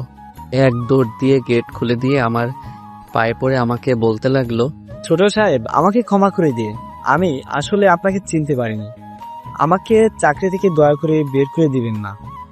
আরে কি করছেন, উঠুন বলছি। আপনি আপনার জায়গা থেকে ঠিক কাজই করেছেন। আপনি একজন সৎ আদর্শবান হিসেবে নিজের কাজকে সম্মান দিয়েছেন। আমি আপনার এমন কাজ দেখে অনেক খুশি হয়েছি। এরপর সেখান থেকে সামনের দিকে হাঁটতে লাগলাম। সেই চিরচেনা জায়গা। গেট থেকে বাড়ির দরজায় হেঁটে আসতে লাগে 2 মিনিট। নীলা তো এত বড় প্রাসাদের মতো বাড়ি দেখে অবাক হয়ে এদিকে ওদিকে তাকাচ্ছে। আমরা দরজার সামনে এসে দাঁড়ালাম। দরজায় কলিং বেল চাপতেই ভিতর থেকে আম্মু দরজা খুলে দিল। এরপর আমাকে দেখে আমাকে জড়িয়ে ধরে হাউমাউ করে কান্না করতে লাগলো। বাবাকে দেখলাম, মনে হয় অফিসের কাজের জন্য বের হবেন, কিন্তু আমাকে দেখে বাবাও আমার কাছে ছুটে আসলেন। আমি আম্মুকে আমার কাছ থেকে সরিয়ে নীলাকে বললাম, এই তোমার কথা মতো আমি বাসায় এসেছি, এখন আর এক মুহূর্ত নয়। আম্মু আর বাবা তো আমার কথা শুনে অবাক হয়ে গেছেন। তারা মনে করেছেন আমি সব ভুলে গিয়ে আবার বাসায় চলে এসেছি, কিন্তু তারা তা জাহিদ, কি বলছো এগুলো? ওনারা তোমার বাবা মা, কিভাবে পারবে তুমি ওনাদের ছেড়ে চলে যেতে? দেখো নীলা, তোমার কথায় আমি এখানে এসেছি, কিন্তু আমার এই বাসায় থাকতে একদম ইচ্ছে করছে না। তাই তুমি চলো আমার সাথে। আরে আমি যাব না, তুমি প্লিজ তোমার মা বাবাকে আর কষ্ট দিও না। ওনারা তোমাকে ছেড়ে অনেক কষ্টে আছে।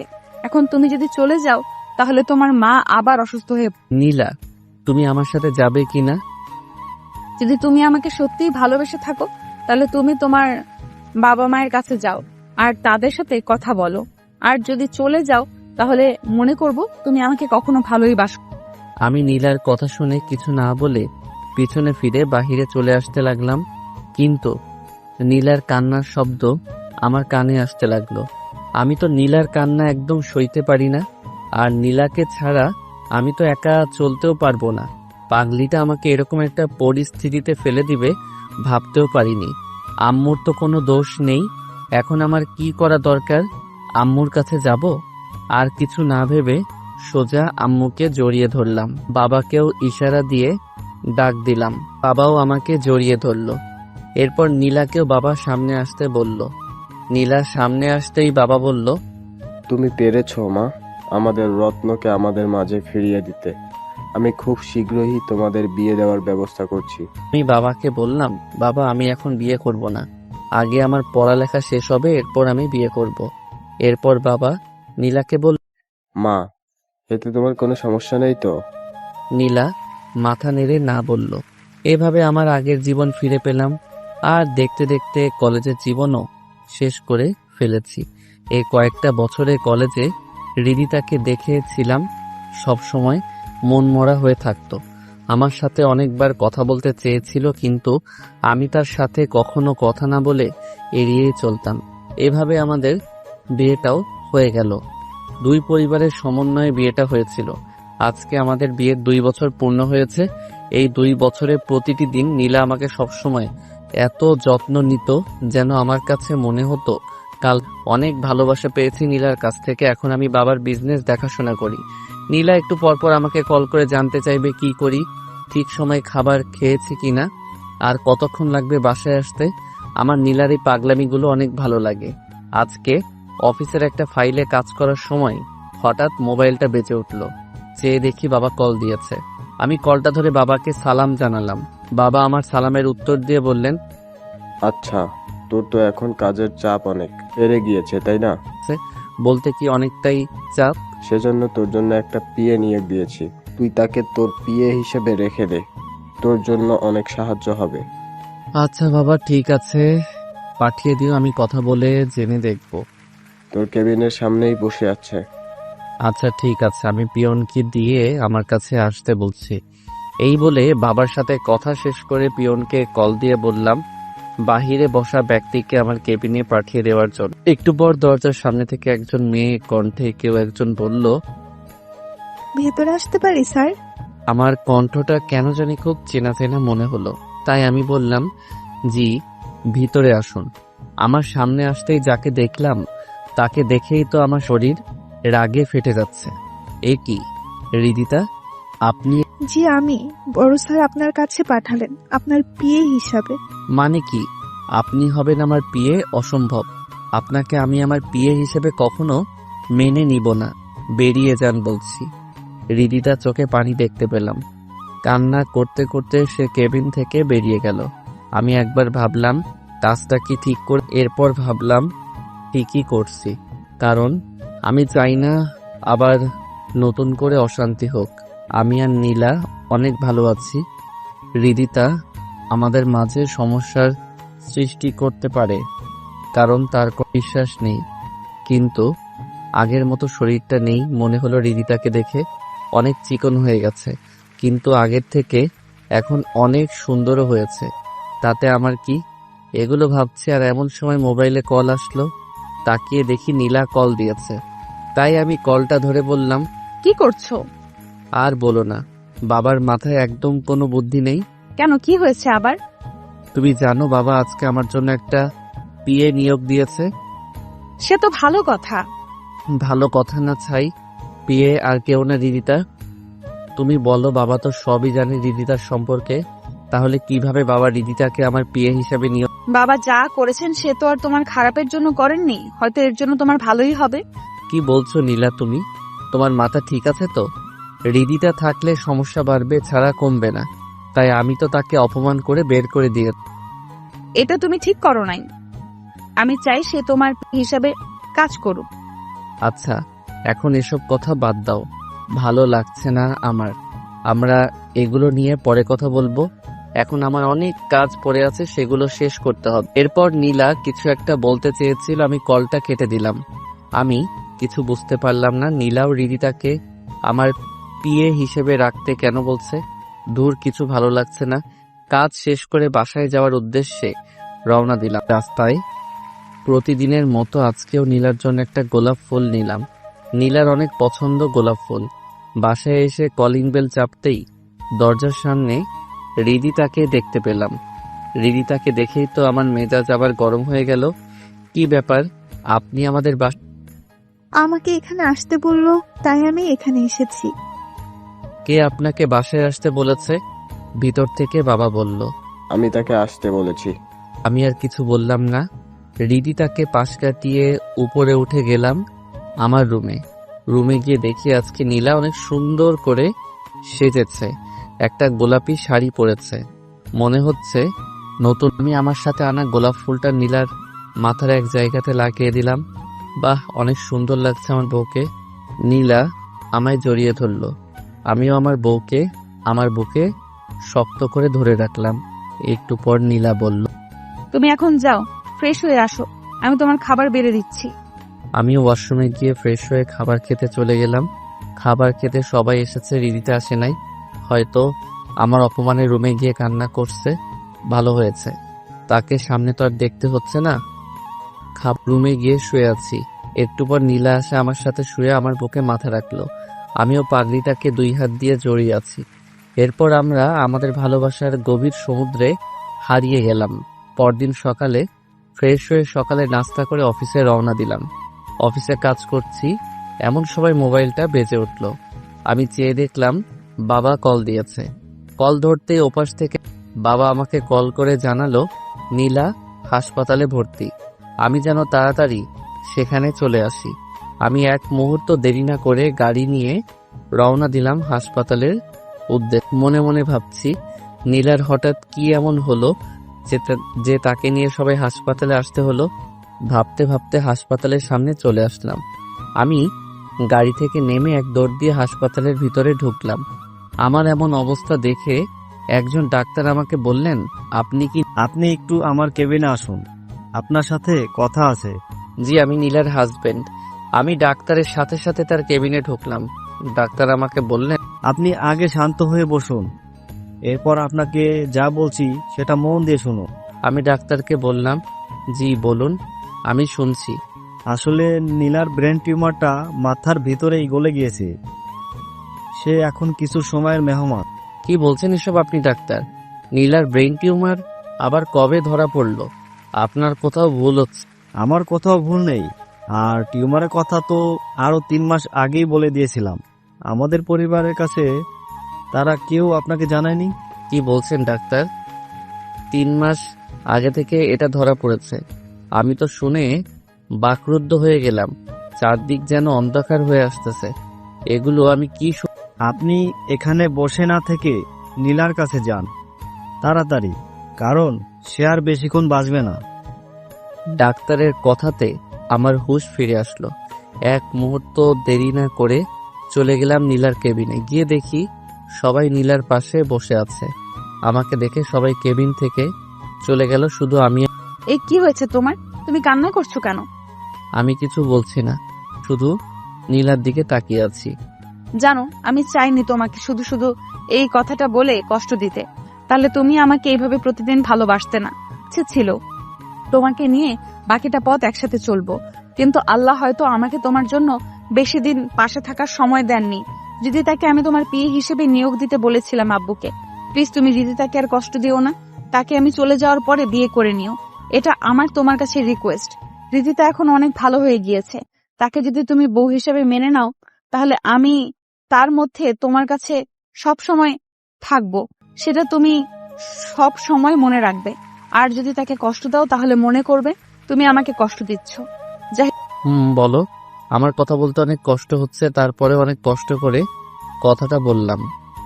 তোমাদের বিয়ের পর যদি মেয়ে হয় তাহলে সেই মেয়ের নাম আমার নামে রাখবে। প্লিজ কথা দাও আমাকে। আচ্ছা, আমি তোমার সব কথা শুনবো। নীলা, তুমি শান্ত হও প্লিজ। তোমার কিছু হবে না। আমি তোমাকে দেশের বাহিরে নিয়ে গিয়ে চিকিৎসা করাবো। তোমাকে আমি কিছু আমার যে আর সময় বেশি নেই, আমি পারলাম না তোমার ভালো একটা বউ হতে। তুমি আমাকে ক্ষমা করে দিও প্লিজ। জাহিদ, আমাকে একটু তোমার বুকে জড়িয়ে ধরবে প্লিজ। আমার না তোমার বুকে মাথা রাখতে খুব ইচ্ছে করছে। আমি নীলাকে আমার বুকে শক্ত করে জড়িয়ে ধরলাম। এরপর নীলা আমাকে বলতে লাগলো, জানো, আমার না খুব ইচ্ছে করতো এভাবে তোমার বুকে সব সময় থাকতে।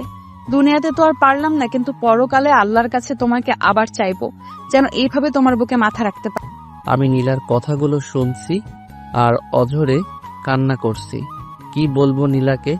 অনেকক্ষণ হয়ে গেল, নীলার আর কোনো সাড়া শব্দ পাচ্ছি না। তাই আমি নীলাকে ডাকতে লাগলাম, নীলা, ওই নীলা। নীলা চুপ হয়ে আছে, আমার বুকে মাথাটা রেখে। আমার বুকটা ছেদ করে উঠল।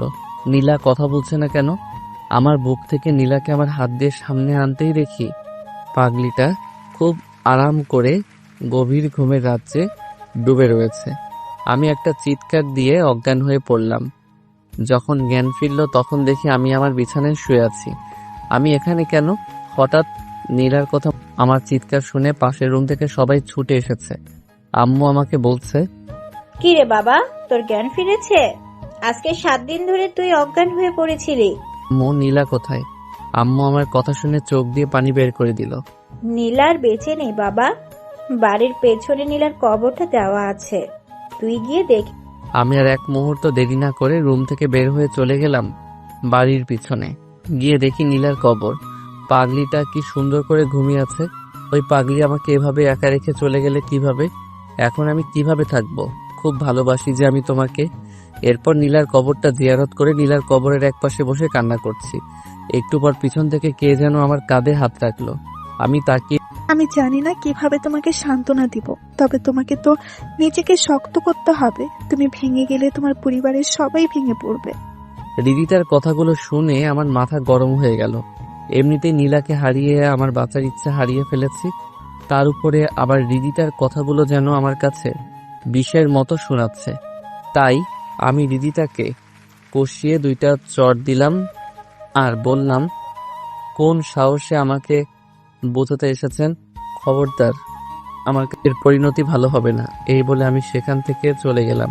রুমে এসে খাটে শুয়ে পড়লাম। একটু পর মনে হলো কে যেন আমার মাথায় হাত বুলিয়ে দিচ্ছে।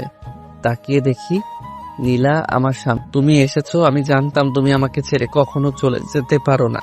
তুমি কি আমাকে মরে গিয়েও ভালো থাকতে দিবে না? কেন? তুমি ভালো নেই কেন? তুমি আমাকে কথা দিয়েছিলে যে তুমি হৃদিতাকে বিয়ে করে নিবে, কখনো কষ্ট দিবে না, কিন্তু তুমি আজকে হৃদিতাকে মারলে, তার মানে তুমি আমাকেও মারলে। কি করব বলো? আমি তোমাকে ছাড়া থাকতে পারছি না। যদি আমাকে পেতে চাও তাহলে ছাদে যাও, সেখানে হৃদিতা কান্না করছে, তার কান্না থামিয়ে তাকে তোমার বুকে ঠাঁই দাও আর তাকে বিয়ে করো, তাহলেই দেখবে আমিও তোমাকে জড়িয়ে ধরে আছি। আচ্ছা ঠিক আছে। এরপর আমি ঘুম থেকে উঠে পড়লাম। তার মানে আমি এতক্ষণ স্বপ্ন দেখেছি, কিন্তু মনে হলো নীলা আমার কাছেই ছিল। গিয়ে দেখবো হৃদিতা ছাদে আছে কিনা। এরপর আমি ঘড়িতে তাকিয়ে দেখি রাত 1টা বাজে। এত রাতে যাওয়াটা কি ঠিক হবে? এরপরেও চলে গেলাম ছাদে। অবাক কথা হলো হৃদিতা ছাদের এক কোণে দাঁড়িয়ে কান্না করছে মনে হচ্ছে। আকাশ মেঘলা, মনে হয় যে কোনো সময় বৃষ্টি আসবে। আমি পিছন থেকে হৃদিতাকে বললাম, কি ব্যাপার আপনি সেটা আপনাকে কেন বলতে যাব? আমাকে তো বলতেই হবে। কেন না? আমার মধ্যে তুমি আর তোমার মধ্যে আমি। হৃদিতা মনে হয় বিশ্বাস করতে পারিনি আমার মুখ থেকে এমন কথাটা। একটু পর আকাশে একটা বিজলি চমকানো শব্দ হতেই হৃদিতা আমাকে জড়িয়ে ধরল। আমিও তাকে শক্ত করে জড়িয়ে ধরলাম। আজকে আমাদের বিয়ের 5 বছর পূর্ণ হয়েছে। আমাদের একটা মেয়েও হয়েছে। নীলার কথা মতো মেয়েটার নাম রেখেছি নীলা চৌধুরী। খুব পাকা হয়েছে, অনেক দুষ্টু, পুরো বাড়িতে সবাইকে জ্বালিয়ে মারে। হৃদিতাও আমার সাথে এখন অনেকটাই সুখে আছে, আর আমিও তার মাঝে। আমি আমার নীলাকে যেন খুঁজে পাই।